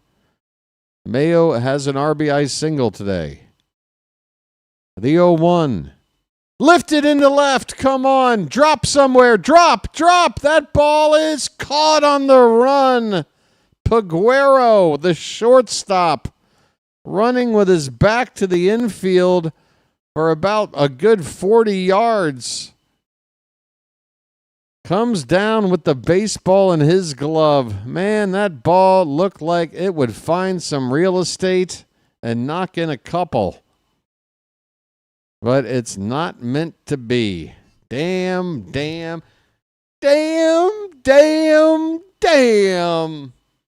James! I got to get that for a soundbite. I need Florna from Good Times. I'm going into my soundboard page and see if I can find me Florna going, damn. Because that's the best way to punctuate an inning like that. We don't take the lead.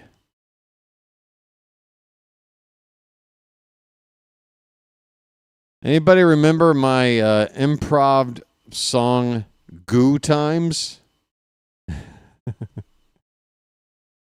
When we were embracing the idea of saying goo in place of the word go. Anytime we wanted to say go, we say goo. All right, there's a lot of damn. Oh, I'm looking for Good Times though. Is there a Good Time soundboard? Dynamite.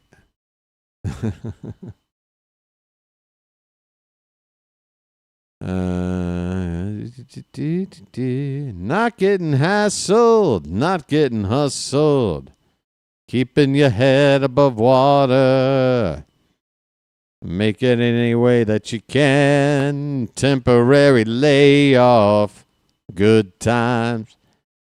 Easy credit rip-off. Good times.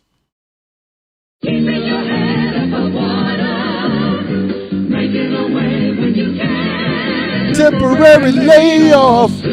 All right. Hey, folks, we've got a new pitcher out here. His name is Grant Wolfram. Wolfram is on. His 19th appearance, ERA of 4.5. Top of the 7th, first pitch is fouled away. It is Nick York at the plate. 7, 8, 9 hitters due up for the Pirates. We are tied at 2. Game 3, the Orioles looking for a sweep. And hit the road. Here's a slider from Wolfram that's inside. A ball and a strike. Bruh! All right, On Point. What did I do now? What inspired the latest? Bruh! I don't even know what I did this time. Sweeper inside. 2 balls and a strike. York is 1 for 2. And he makes a hell of a peppermint patty.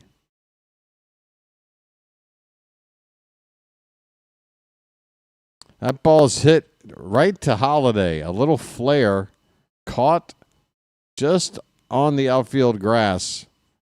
1 away.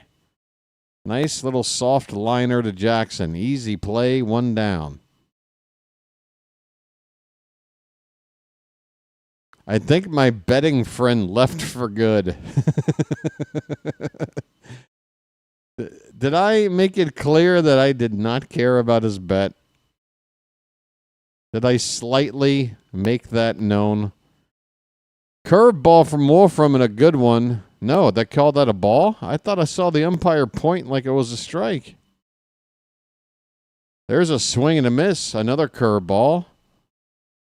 That's definitely a strike. I'm still not sure if Masson has the scoreboard right. I could have sworn the ump signaled strike 1 on the first pitch. Yep, they just changed it. It's 0-2. Come on, Masson. That pitch is high. 1 ball, 2 strikes. On Point showing up right when I'm in the middle of my good times shtick. The 1-2 pitch. Inside. Canario hit a home run back in the 3rd inning. That tied this game up at 2, and that's where we are. No runs since the top of the 3rd in this ball game. Now top 7.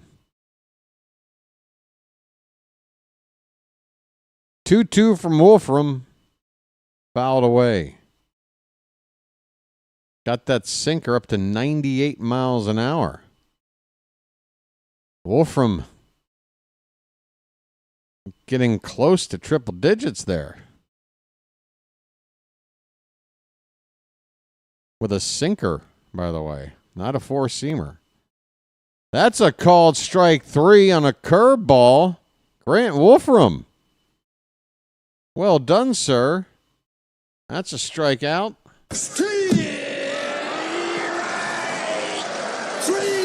Well, y'all come back now, you hear? Wolfram throwing a sinker 98 and then following it up with a curveball. Nice. 2 down. Here's Paguero. He made a nice play in the field in the last half inning. At the plate today, 0 for 1 with a walk. That's right, David. How you doing, buddy? Called strike, 1-1. That's right, David. I mentioned it earlier, but I looked at the standings after the games last night, and part of the standings listed the probability percentage of making the playoffs next to each team. You know what our percentage was? Less than symbol 0.1%. So you're telling me there's a chance. Hey, that's better than no chance. 2-1 pitch to Baguero. Swung on a miss to curveball. It's 2-2. 2 down, bases empty. Top of the 7th. I know. It's infinitely more than 0. It's immeasurably more than 0. We are alive. The 2-2 to Paguero. Upstairs, full count. Oh, we're still alive. I forgot. I already did that impression a week ago. Can't use it for a year. There's a ground ball on the third base side, and unfortunately, Emmanuel Rivera cannot field it cleanly. The ball trickles away. I think they'll call it an infield hit. It was a long run to Rivera's left to get to this ball, and that's probably what's going to rule that a base hit. 2 down with a runner at first for the Pirates. Back to the top of the order, Jared Triolo with Paguero on at first base. It is a hit. Okay, 2 down, runner at first. Pitch from, he's going to check on the runner. Not a very good throw over. Cade Stroud is up in the Oriole pen. Hey, Sam, how you been, buddy? Here comes the next pitch. Well, the first pitch to Triolo. And there goes the runner. Throw down is a little bit high and a little bit late. Aguero swipes second base. And now the Pirates have their go-ahead run in scoring position with 2 down.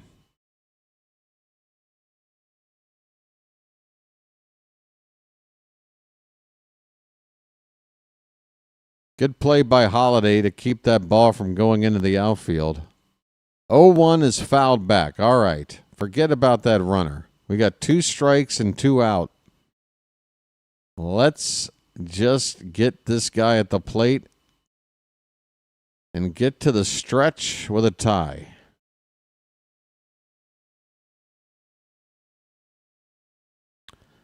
Sam, has Cruz had any hits today? Are you asking because of a bet, Sam? He's not in the lineup. Triolo takes a 96-mile-an-hour heater about a foot above the zone for ball 1. Thank you, Sam. I didn't think you were the type. We had a guy in here earlier asking me a very specific question. Something like, has Jackson Holiday reached 3 at-bats yet today? Yeah, there's a normal question for a fan checking in on the ball game. Oh, gosh. 1-2 pitch. Curveball outside, 2-2. Hey, BW. Has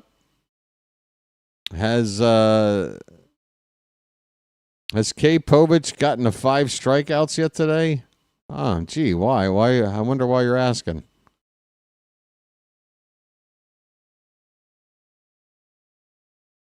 Full count on Triolo, 2 down in the inning. Runner at second base. Wolfram's 22nd pitch since coming on. Popped up. All right, we're going to get out of the inning. Kowser's there. He makes the catch in center field. Flips the ball into the crowd in the right center field bleachers to a guy that looks about my age, but with worse male pattern baldness. All right, 7th inning stretch time. Folks, we got traditions around here. We like to throw some cakes on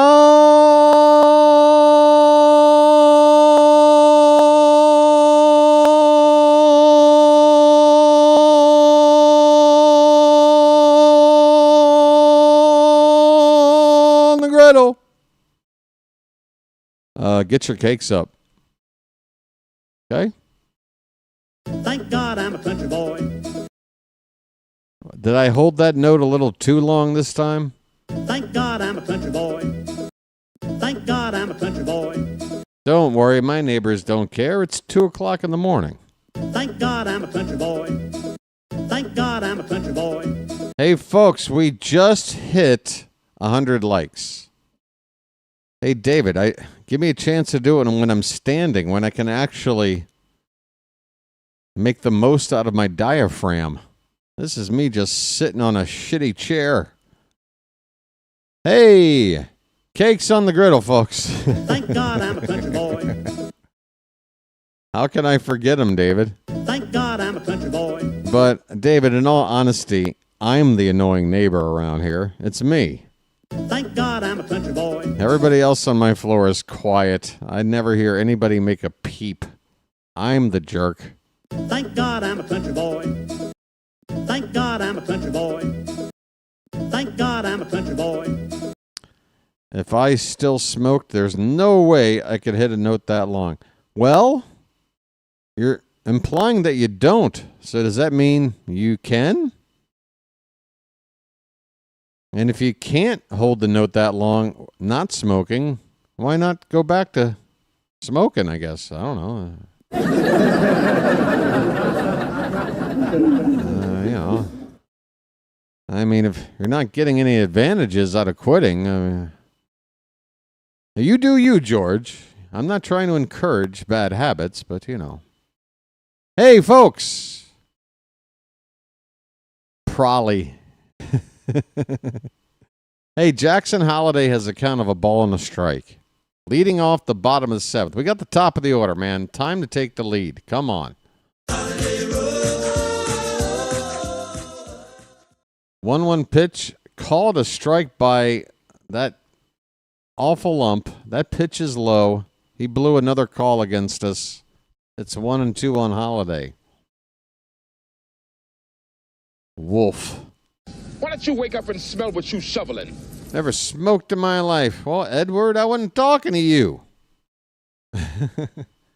You mean to tell me you've never smoked a ham?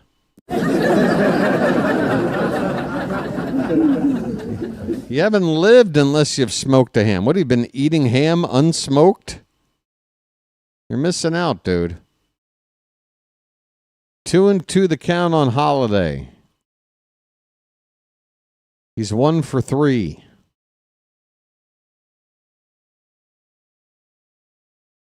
Holderman, by the way, still out there facing Holiday. They did not go to a lefty in this spot. That pitch is low and in. It's a full count, folks.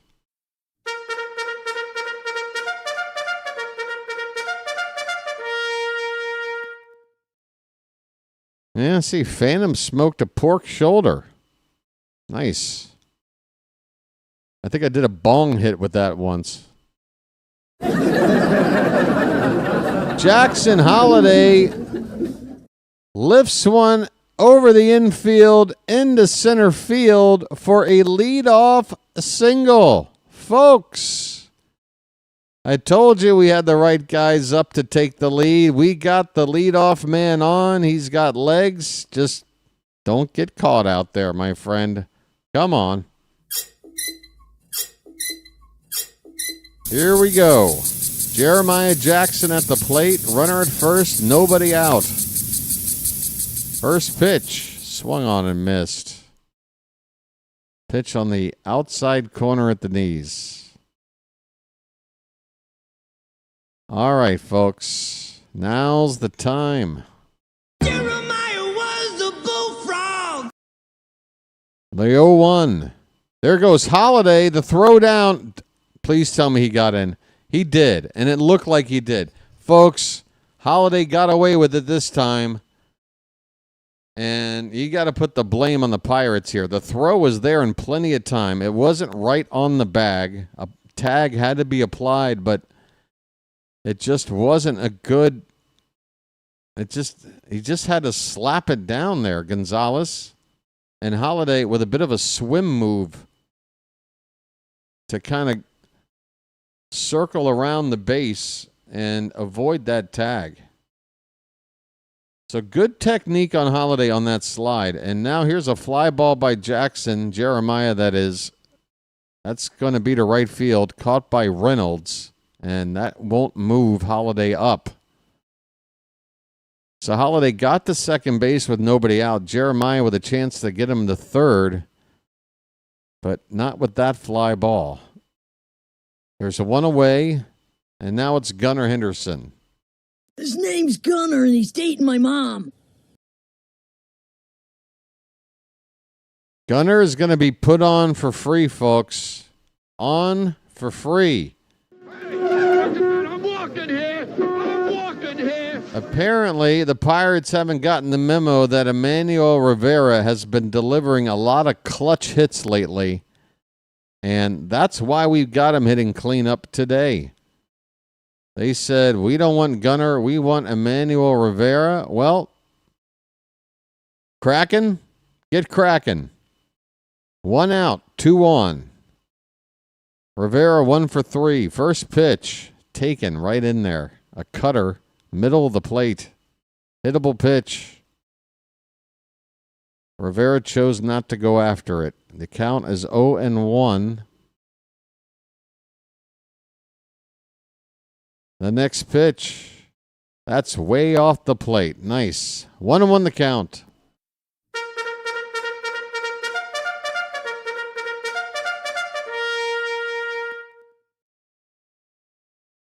Well, Phantom, just wait for Gunnar's next walk, and you'll get another angry Gunnar. Here's the 1-1 pitch. Whoa, Rivera. Dude, lean into that one, dude. Oh, man. Rivera, he's even got an elbow guard on, doesn't he? Or no, he doesn't. Dude, you got to take one for the team there, man. All Rivera's got to do is just hang in there, and he's hit by that pitch in a spot that probably wouldn't have really hurt him too much. 2-1 pitch is a called strike. It's 2-2. That would have loaded the bases with 1 down with Beavers up next. Damn.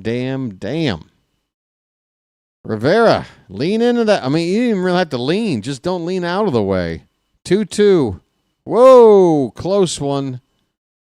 We get the call. Borderline 99-mile-an-hour pitch. Top of the zone, outside edge.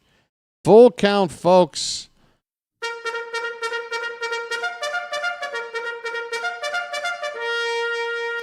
Payoff pitch coming to Rivera. Oh, he chased a cutter off the plate and strikes out. Crap.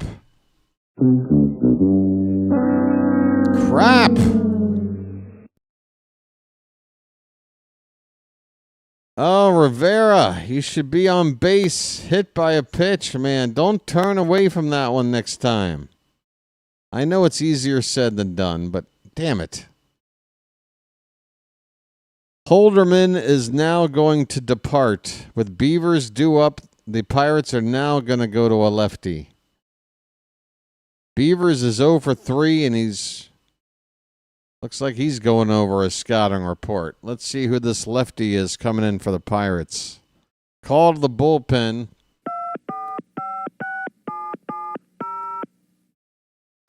Call to the bullpen. We've got 2 down. We're in the bottom of the 7th. The go-ahead run for Baltimore is at second base. Another runner at first. Beavers due up. It's going to be a guy named Sisk. Who are you, buddy? Evan Sisk. S-I-S-K. And no, I'm not talking about the Maryland hot dog S-K. I'm talking about a couple of letters here, folks. Evan Sisk is a lefty, 28 years old, out of Chester, South Carolina. Folks, I lived in South Carolina. Never heard of Chester. That has got to be in bum F somewhere. Notes on him, 4.26 ERA, a 1.58 whip. He has gone somewhere in the neighborhood of 12 or 13 innings on the season. There it is, 12 2/3. 8 walks. 8 walks in 12 2/3. That's a lot. Plus 12 hits. So, yeah, the whip is not good. Over 1.5 base runners per inning. Let's see what Beavers can do lefty on lefty here.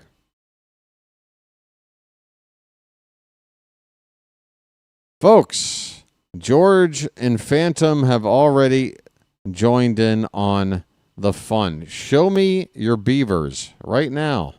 Nice beaver. Thank you. First pitch from Sisk. Oh, he comes in with a 3/4 arm delivery there. Almost a sidearm delivery. Sisk started the season as a Royal. He whips that pitch in there for a strike, a sinker. The count is 1 ball, 1 strike. Beavers hasn't done much against lefties yet, hitting .091. That's probably like, what, a 1 for 9? That works out to about a 1 for 9. 2-1 the count now on Beavers. Pitch. Swung on and missed. Sisk has definitely got a little hitch in his giddy up on his delivery. And I can see how, as a batter, it might really screw up your timing. Just kind of explodes with the pitch. The 2-2. That one's in the dirt. Full count, folks. Full count. Both runners will be in motion on this pitch.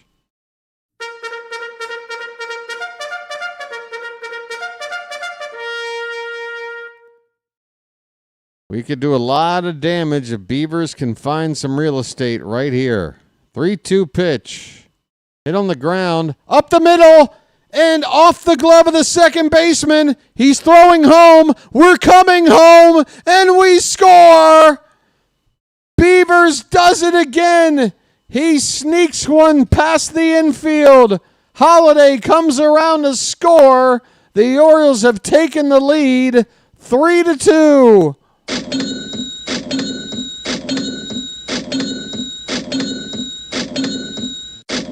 Dylan Beavers, all he does is get on base. It's magic, you know. It's magic. On a magic carpet ride. You believe in magic. Colton Cowser takes a strike. It's 0-1. First and second now with 2 down. The Orioles have the lead here in the bottom of the 7th. 3-2. A chance to sweep. Cowser takes low and away. Folks, get those cows up. Come on. I need your energy. I feed off of it. The hat feeds off of it. By the way, have you noticed how things are going in our favor since the arrival of the hat? Folks, you got to participate. This is a community. Let me try that again. This is a community, damn it. The 1-2. Swing and a miss, and Cowser's down on strikes. The inning is over. All right, you can put the cows back in the barn. But the Orioles take the lead. The Beeve. Leave it to Beavers, folks. Just leave it to Beavers. He gets a base hit lefty on lefty. Again, .091 average before that hit, which, again, I think is a 1 for 9 situation. So now he's 2 for 10. Now he's a 200 hitter off of lefties. Nicely done by Dylan. Folks, we got a lead going into the 8th inning. Who was warming up? It wasn't Rico. Oh, it was Cade Stroud, right? Cade Stroud probably going to come out here to pitch the 8th inning as our setup guy today. And who's going to close? Folks, we don't have a designated closer. And, folks, I hope you remember, is Chilo here? I tell you what, if you guys remember, there was a period there after the fire sale and Felix Bautista out for the season where Keegan Aiken had come in for a couple of save opportunities, and then we had a game, can't remember who, but it was just like, it was a 1-run lead. Aiken had just come in like the previous game to nail down a 1-run lead save. And I was like, you can't do that. What you're doing right now is telling Aiken that he's the guy. And this is what you don't do when you got a bullpen like this. Don't designate any of these guys as the guy. If one naturally emerges, fine. But don't try and force it, because now Aiken, it's just, being a closer, it's a mentality. It really does play mind games with pitchers. And I said that was a mistake. You can't try to designate any of these guys, not Aiken, not anybody. And tell me I'm wrong, because Mansolino, he's been going with that approach. After that Aiken debacle, it has been a complete random who's going to be the closer today situation. Ground ball to third base. Rivera going to make this play. And we've got the first out here in the 8th inning quickly. Cade Stroud induces a ground out from Tommy Pham for out number 1. Here's Brian Reynolds. Reynolds is 0 for 3.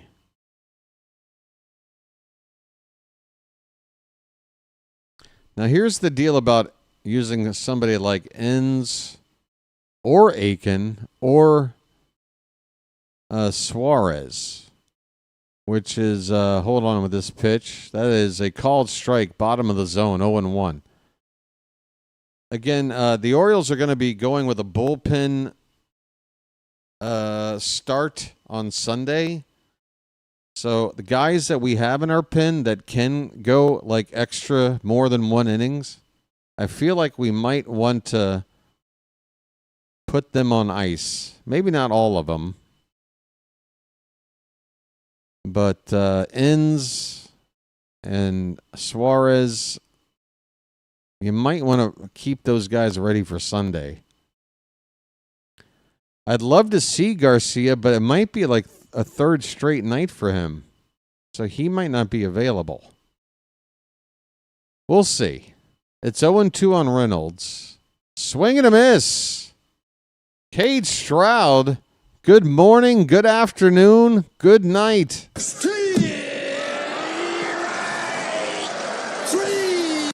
Well, y'all come back now, you hear? JJ, I'm so glad you're here, because you know what? You know I'm an honest guy. I totally haven't gotten your plug-in yet today. Let me do that here, or at least let me get it ready.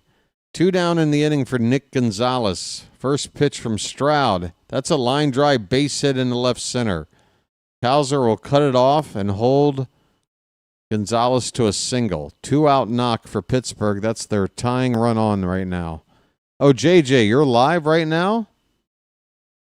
JJ's live right now, folks. We'll be redirecting over there after the ball game.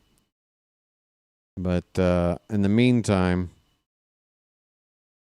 gonna get this promo set up.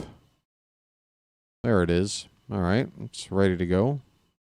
All right, here's McCutchen with 2 down. Stroud's first pitch to him is a little bit high. Runner at first, 2 away. We're in the top of the 8th. The shift is on for the right-handed McCutchen.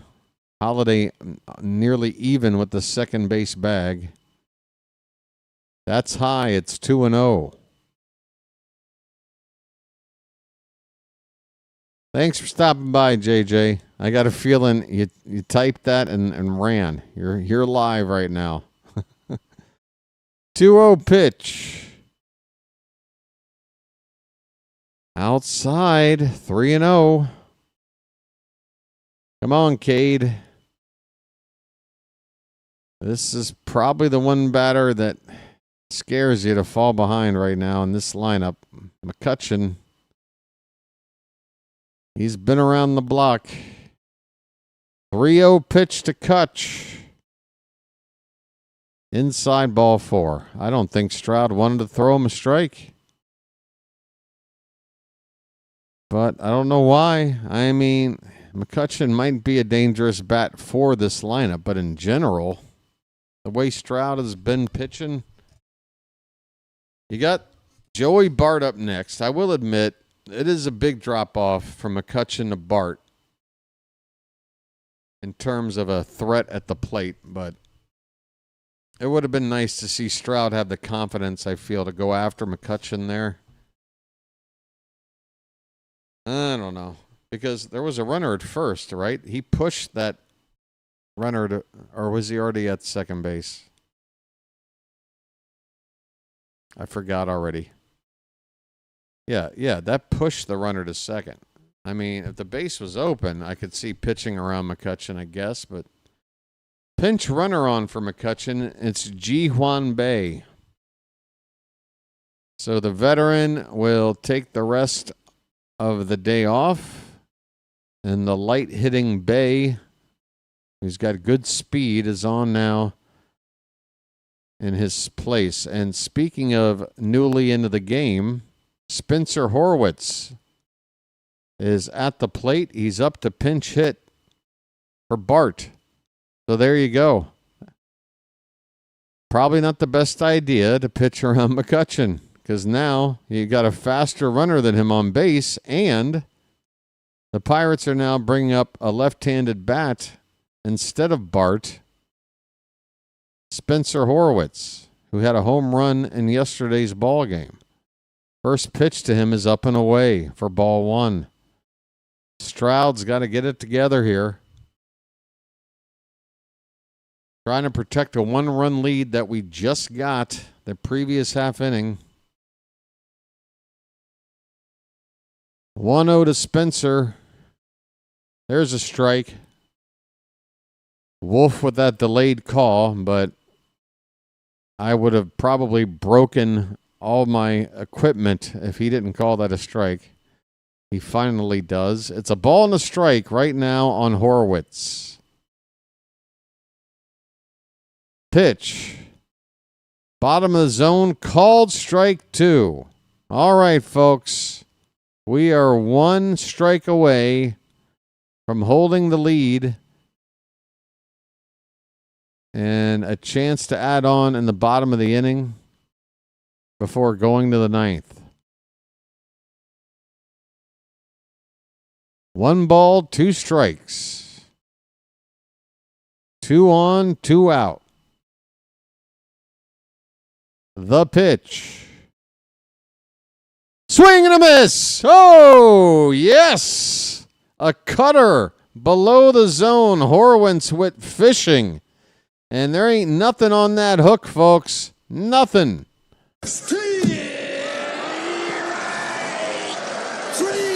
Well, y'all come back now, you hear? Well, y'all come back now, you hear? Hit the bricks, pal. You're done. You get nothing. You lose. Good day, sir.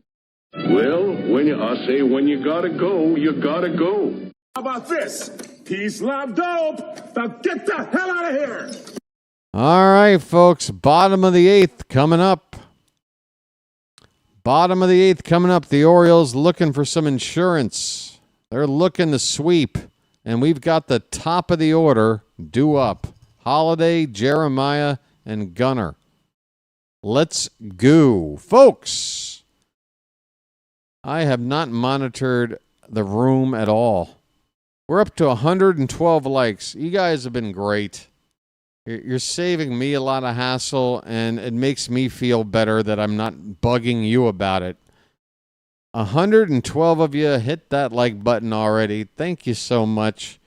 We've got plenty of people here, though. We can bump it up more. So a gentle reminder, if you're watching, do help out the channel with an old thumbs up there at the bottom of your screen, device, whatever you're using. Much appreciated. Folks, you can help out the channel in other ways. First of all, subscribe. Why? It's free. It's the best deal in town. If you're not subscribed, do it, all right? No strings attached. If you don't like it, unsubscribe. But you're not paying for nothing. No salesman will visit your home. You will not get an email from a Nigerian prince asking you to send him $50,000 today so that he can send you $500,000 in a month. No scams, folks. Just a grassroots channel trying to grow. Subscribe. Thanks. All right, folks. Bottom of the eighth, Sammy Basayo. Why did I say Holiday was due up? I'm telling you, that's what was on my screen. It felt like that didn't seem right to me, but apologies all the same. Basayo, 1-1 pitch, popped up, left center. Center fielder running a long way in toward left. And Canario makes the catch. Basayo, a quiet day, 0 for 4. New catcher in to replace Joey Bart after he was pinch hit for. It's Henry Davis, who caught the first 2 games of this series. Speaking of catchers, Alex Jackson's up now. Sisk, the lefty, still out there on the mound since the previous inning. First pitch high to Alex for ball 1.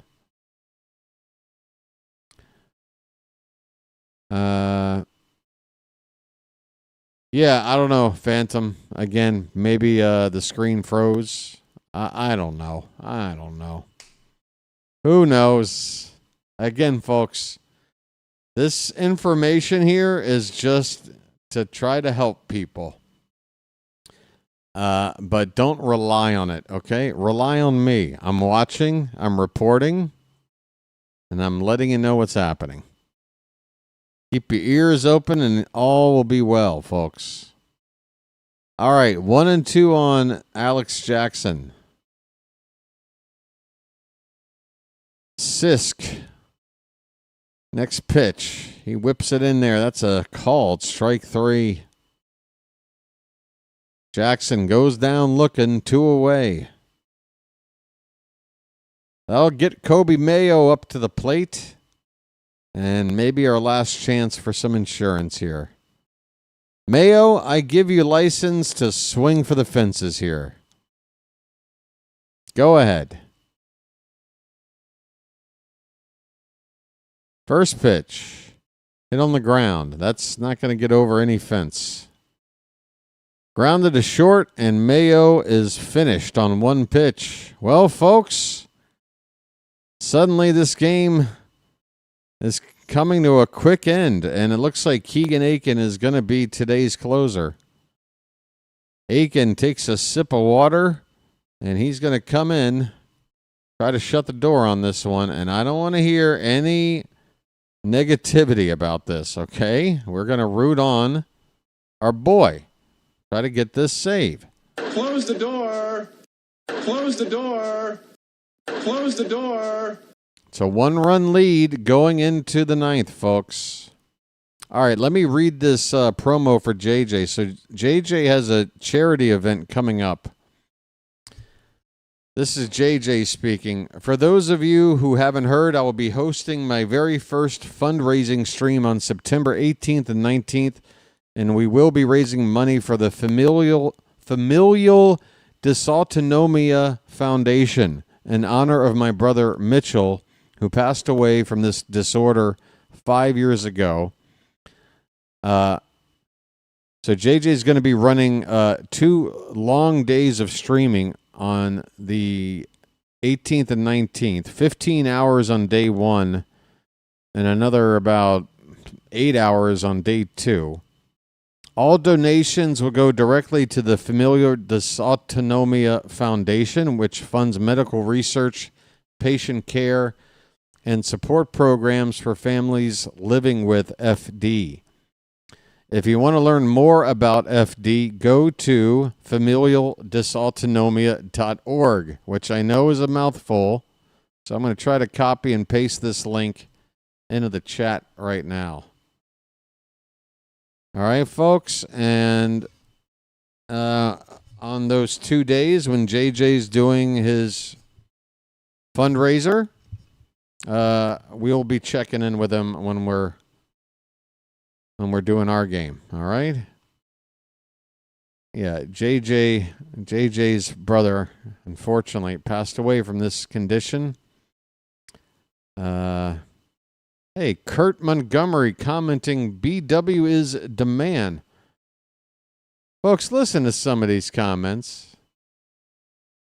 We had Native Virginian 8344 coming in earlier saying, just subscribed. We don't do cable, and you have been a godsend for my husband. Highly entertaining and great game. Thanks. All right, Aiken is on, folks. Nick York is at the plate. The first pitch is a strike. The next is not. The count is 1-1. We're in the 9th inning. Dylan Carlson is into the game. He's in left field. Beavers moves to right. Jeremiah Jackson takes a seat for the defensive upgrade. Here's a check swing appeal. He didn't go. It's 2-1 on Nick York, leading off the 9th. Pitch. Hit on the ground and gobbled up by Jackson Holiday. Over to first in time. 1 away. 2 outs to go.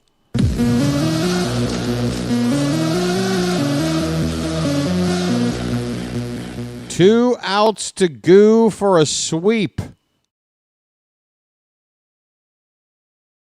Holiday ranging far to his left to make that play. Here's a ground ball. Stopped by Gunnar. He pops up, throws it away, but it stays in the field of play, thankfully. Canario up to hit. First pitch swinging. Hit a ball that Gunnar did well to get to, but he tried to do a little too much. Trying to throw out Canario with a bounce throw in there. And Mayo could not handle that bounce. Luckily, the ball does not bounce out of play, and Canario does not advance. However, the Pirates are going to upgrade the base runner. Canario takes a seat. O'Neill Cruz gets into the game as a pinch runner. That is Pittsburgh's would-be tying run. On at first with 1 away. Paguero at the plate. And the first pitch to him is a foot outside. A changeup for ball 1. Cruz has 37 steals in 41 attempts. That ball's lifted foul, and Cruz not running. It's a ball and a strike on Paguero. Aiken has the advantage of being a lefty and able to give a good look to Cruz before going into his delivery. And here's a throw over. Not a pickoff move kind of a throw, and Cruz is back standing. And Cruz and Mayo share a smile as if to say, yeah, that was kind of a pointless check. There goes Cruz. The pitch is fouled away, and that pitch was above the zone. Oh, Paguero, big mistake. Take that pitch. Not only do you get a ball instead of a strike, O'Neill Cruz is probably now standing at second. But Paguero does us a favor, fouls it off. 2 strikes on him.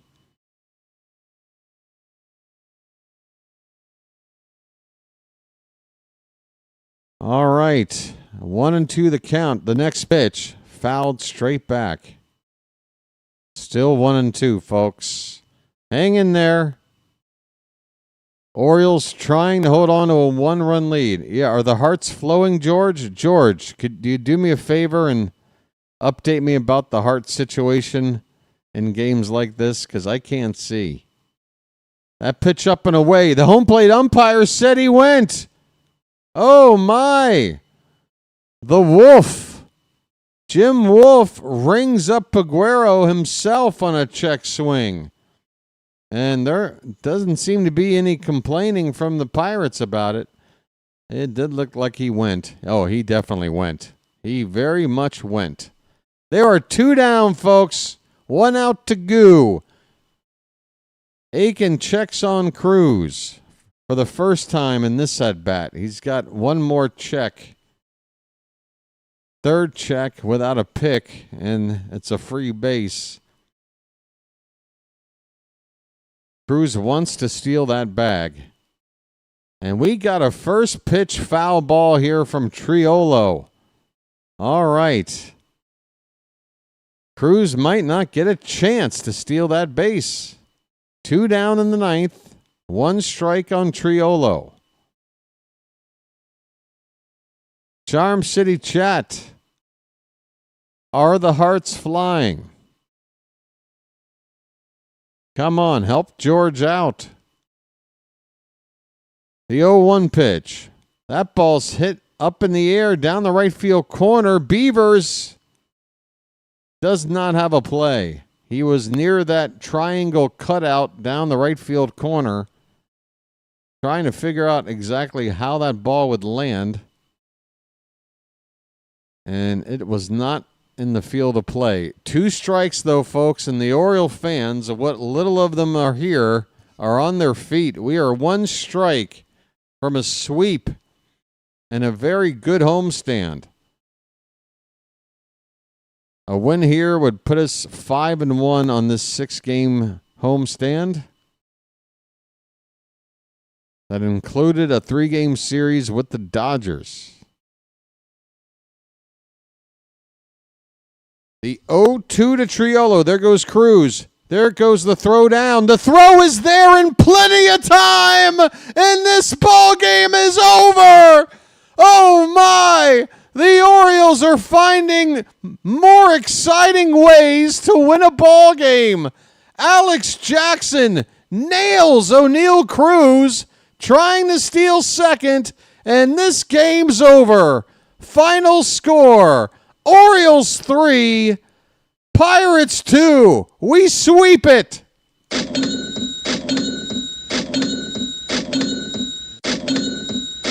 Folks, we sweep it. It's magic, you know.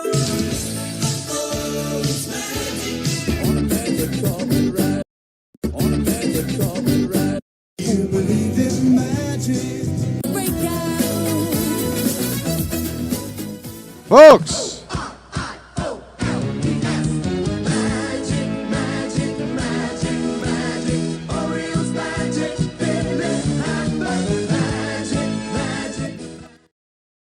Something magic happens. It's called the hat. The hat is Orioles baseball. Folks, we done did it again. How about that for an end to a ball game? We had an ending on a umpire review. We had an ending where we broke up a no-hitter with 2 out in the 9th to walk it off. We had an ending nailing one of the better base stealers in all of baseball. What the hell was this homestand, folks? I tell you what, this season has been a disappointment, but this week has been a pleasure. Hold on a sec. I got to go grab something. I'll be right back.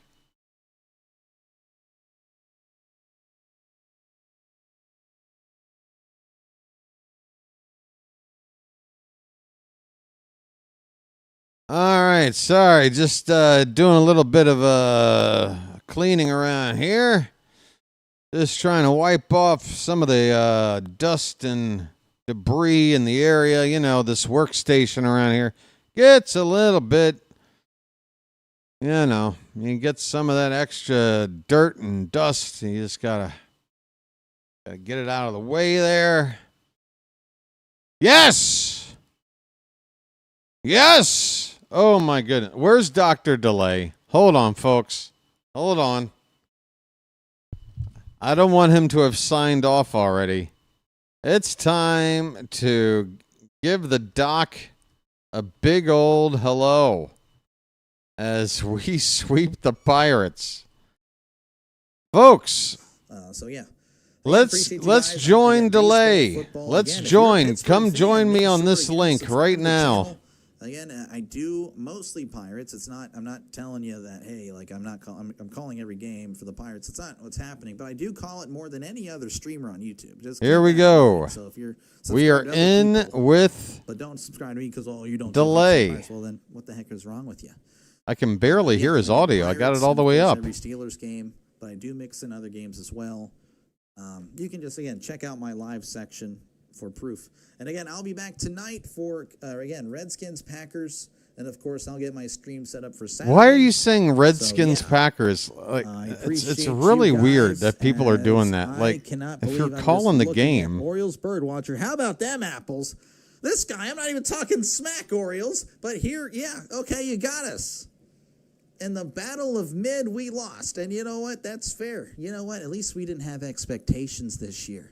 Who really lost? That's your comeback? At least we didn't have your record to last year. What happened then? At least we didn't have expectations? Again, I think you guys will be fine next year, Orioles, but yeah, we're just a dumpster fire. The Pirates are so bad, you know. But again, congratulations to the Orioles. I genuinely enjoy talking with you, Orioles BirdWatcher and the Orioles fans. I hope you guys do magically get to 82-80. That would be pretty good cool. Stuff. Good stuff, Doc. We're just so bad. So, BW is the man. He is. He's such a pleasure to talk to. So I do appreciate you guys. That's very nice. But yeah, you catch me while I'm crashing out over here. So that's all right, Doc. It's all right. And thank you guys so much. All right, Doc. We're out. Have expectations? Yeah, we have none. You guys had expectations coming into this year. All right, but, Dr. Delay, folks. Here again, go ahead and sub up and hit the like button on his channel there if you don't mind. Orioles BirdWatcher. Again, appreciate all you guys for hanging out. I'm going to sign off. I will. All right, sign off, Doc. I got things to talk about because we won again. Yeah, I guess if you lose this game, you got to sign off super quick. Not me. Not me. Coming up on 3 a.m. local time. How you doing, everybody? The hat. Hold on. Let me remove the hat. Okay. All right. Look at it. Oh. In all its glory. The hat. Folks, the hat. He did it again. The hat. What in the hell? What in the hell? No one can defeat me at this point. This is hilarious. Who are you? What? What is this? Who is this newest? What? Hey, Oliver is here, bro. Are you talking about yourself in the first person? That's how you introduce yourself? Wait, hold on. I'm trying to figure out who Oliver is. Oliver has gotten really chatty, and I missed it all. I missed all of it, Oliver. Who are you? All right, first of all, bit of a red flag, changes his avatar in the middle of hanging out. That's weird. That's already sus. I hope Boston Celtics loses this year and Lakers win the champion with Luka Don. Okay, that really ties in with everything going on here. Yeah, Lakers talk. Wow, Oliver, you are giving me all of the indications that you're really obnoxious. Might I be right about that? Might I be right that you might be a little bit obnoxious and maybe not in the right place? Might I be right, Oliver?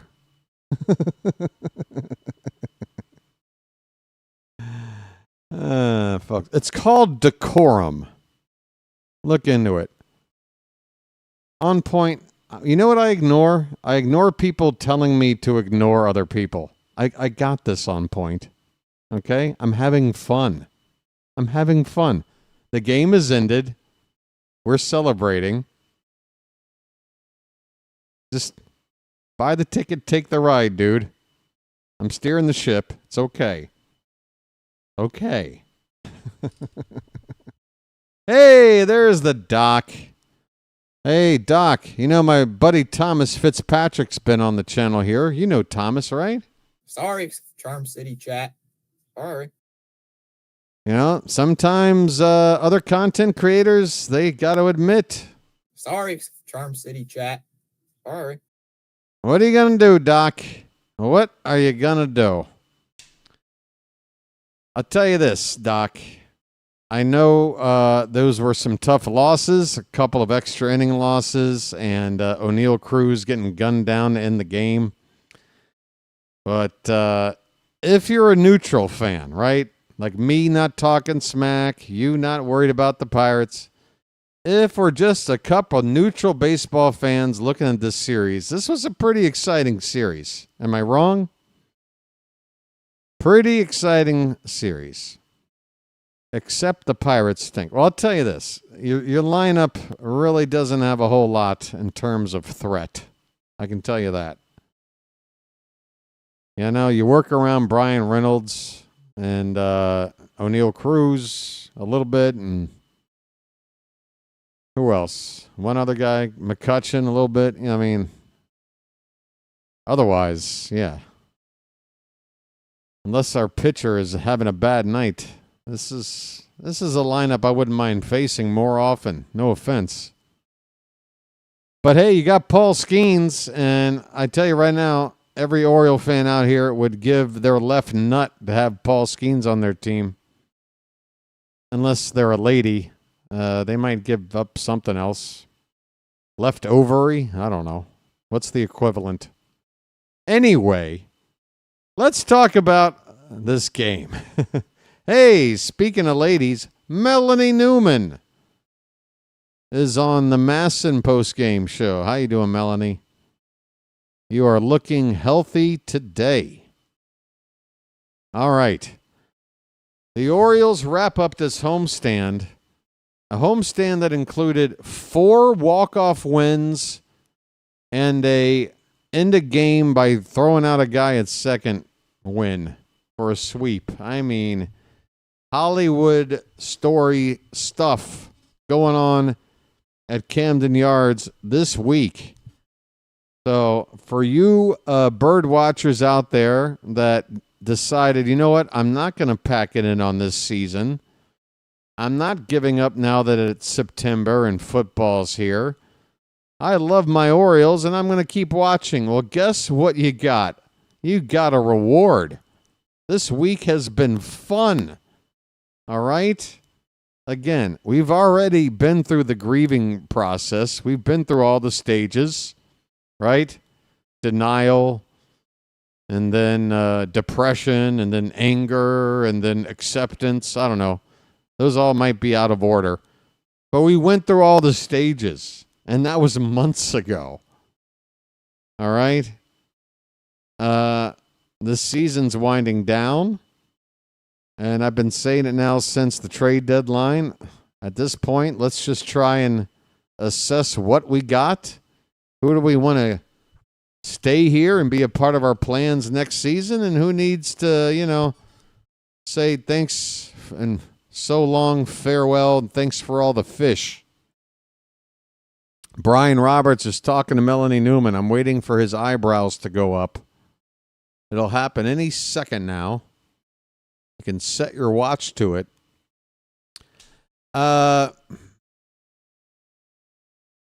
Who's Daniel?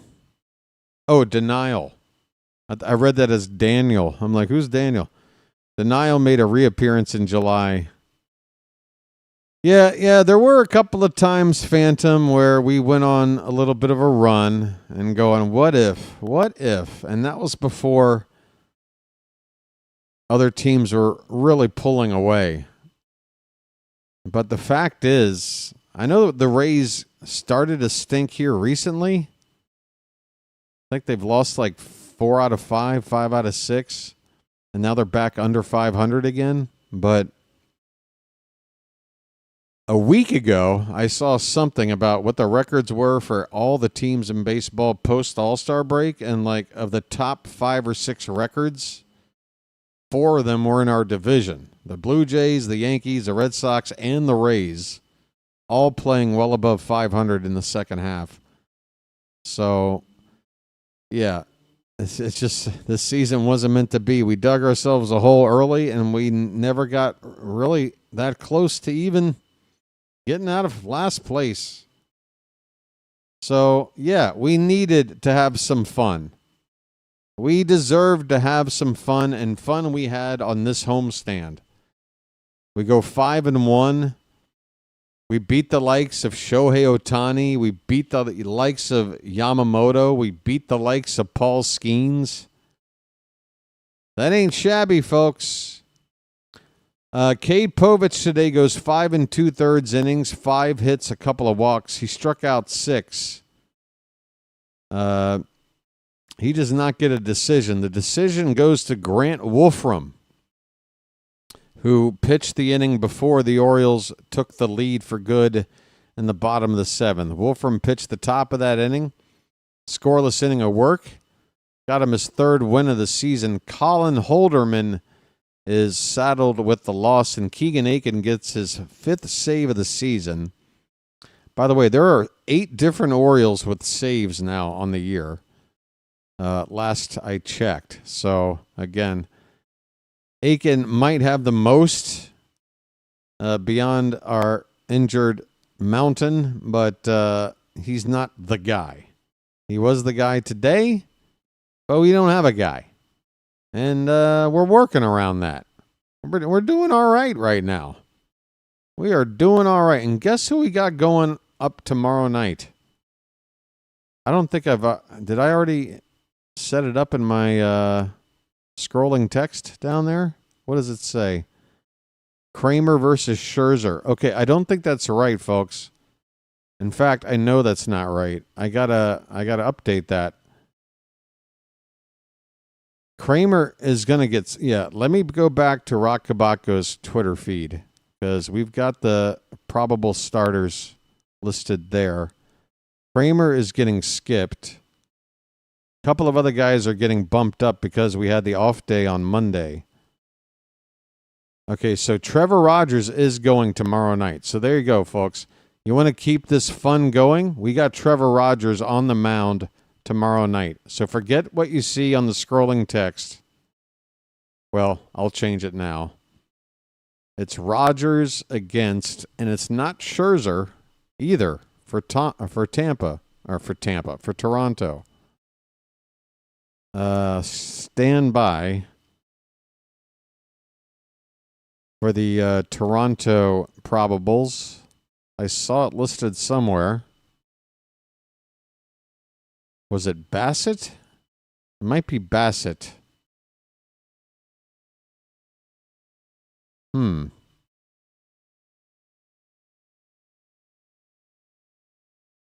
Maybe it's within this article? Hang in there, folks. Okay, there it is. Yeah, Chris Bassett tomorrow. Scherzer on Saturday, Bieber on Sunday. So tomorrow night, we're going to go north of the border into Toronto. Trevor Rogers against Chris Bassett. Okay? The stream for that game will start at 6:50 p.m. with first pitch just after 7 o'clock. Get here by 7, and you won't miss first pitch. Get here 10 minutes earlier and get caught up with all the news. Okay? Rogers versus Bassett, 6:50 p.m. tomorrow. By the way, what are we now? 8 games? We're gonna play this game again, folks. We are now 8 games under 500. We have now won 8 of our last 9 games.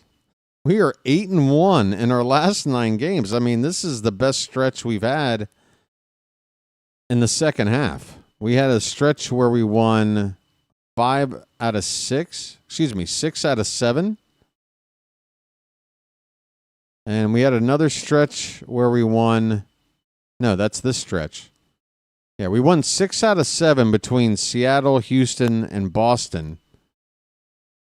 We also won 6 out of 7 with Cleveland, Colorado, and Toronto. But right now we've won 7 out of 8. 8 out of 9. Sorry. We've won 8 out of 9. I apologize. By the way, the attendance today was very poor. They announced 13,957. That has got to be up there with the lowest attended game of the season at home. I'm trying to scan right now to look for a lower number. And the only ones that are lower in the second half of the season anyway are the 3 games we played in the spring training complex where the Rays are. This is the lowest attended game of the second half otherwise, home or away. Which is, I understand what today is, Deshaun. I don't think there's a track record of people not attending ball games simply because it's 9/11, if that's what you're implying. I think it's more to do with the fact that it's a afternoon game on a weekday and 2 teams not exactly grabbing headlines with their seasons that they're having.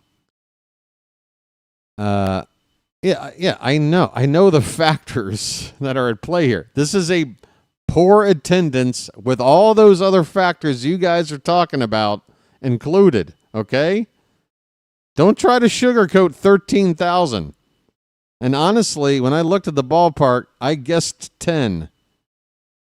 Because there was maybe 3-4 sections right behind the plate that were more than half full. Everything else was just 6-7 people per section. It was bad. It should have been 0. Why? Why should have no one come to the game today? Explain. What, out of protest? Is that the idea?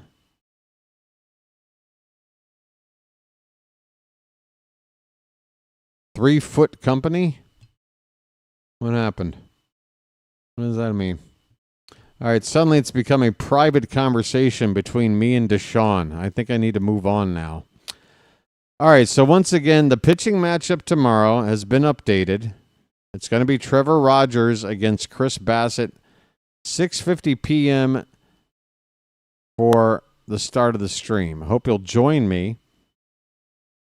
And again, if you did not hear the news earlier, we've got a new president. Huh? What? Okay. He should have been in school or working to protest providing. Protest providing. I don't think I've ever heard that phrase in my life. What does protest providing mean?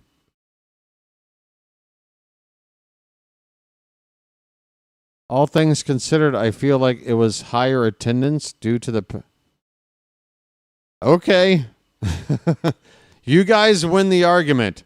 It's the lowest attended game of the season. And again, track record. Games played on September 11th. Would you like me to give you the rundown of every ball game today and what their attendance is and how it compares to other games like September 12th or September 10th? I don't think that makes a difference. I don't think people are going, you know what, I'm not going to the game today because 24 years ago, 9/11 happened. Okay? Yeah, I said that. I said it's an afternoon game, and it's still bad attendance. Hello? Can't both be true? Good grief. You guys really want to die on this hill? I'm moving on, okay? It was bad attendance, and it's unfortunate because it was an exciting game. That's all I wanted to say. It was supposed to be a 5-second just throwaway comment. And now you're bringing up the name Trump. Okay, Deshaun, I got a feeling you're just trying to be an antagonist at this point. Are you trying to antagonize me? I got 5 minutes to wrap this up. How about you spend it in a timeout, okay? Suddenly, you need to give me 30 comments in a row. You just really needed to talk to me. It was very important to explain to me what the deal was with the attendance. For some reason, it was very important to you. I'm going to try to move on now. It's not getting to me. I like to engage with the audience. I spend as much time engaging with people who agree with me or whatever. It's not about, oh, well, we have a difference of opinion on something. They must be trolling me. Maybe they are, maybe they aren't. I'll engage. I don't care. How many of these have I dealt with? Do you guys think I'm just walking around carrying the hundreds of names, of screen names from ball games I've called in the past, and they're all just haunting me as I walk through the day? No. You're in one ear and out the other. I sign off, it's over. It's no big deal. I really don't need people to tell me how to handle this. I'm okay with it, okay? All right. Good grief. Anyway, I think I'm going to now just sign off. You guys really knew how to take a fun win and just take the air out of the room. Holy cow. For everybody else, thanks for being here and enjoying the ball game. Nobody's throwing me off track. It ain't happening. I'm sorry. I'm going to be the voice of the Baltimore Orioles until I drop dead. Get used to it. If you don't like me, I'm sorry. If you want to try to throw me off track, keep trying. I'm not going anywhere. I'm the voice of the Orioles. Get used to it. Okay? Good. Folks, I hope you enjoyed the ball game today. I want to say thanks to the mods for doing a bang-up job in the super chat, keeping the chat nice and charming. Thanks to everybody hitting the like button today. We going to hit about 130. We usually get a couple of more tapped in there, people watching later. And, yeah, we just enjoyed a nice homestand. We're going to hit the road. Up north of the border, folks, we got to go through customs. And here's some news. Tyler O'Neill is allegedly going to be in the lineup tomorrow night. Tyler O'Neill. Do I still have the button in here? Ahoy there! Anybody home? Yes, I do. There it is. Ahoy there! Anybody home? All right. Tyler O'Neill is going to be healthy for a game, we think. Trevor Rogers is going to be on the mound. Lots of reasons to tune in tomorrow night. I hope you'll join us. Let me set up this to redirect you over to JJ. And be sure to tell JJ BW said, oh, hello there. Wait, I don't see JJ on here. Is he not on? If he's not, then we'll go somewhere else.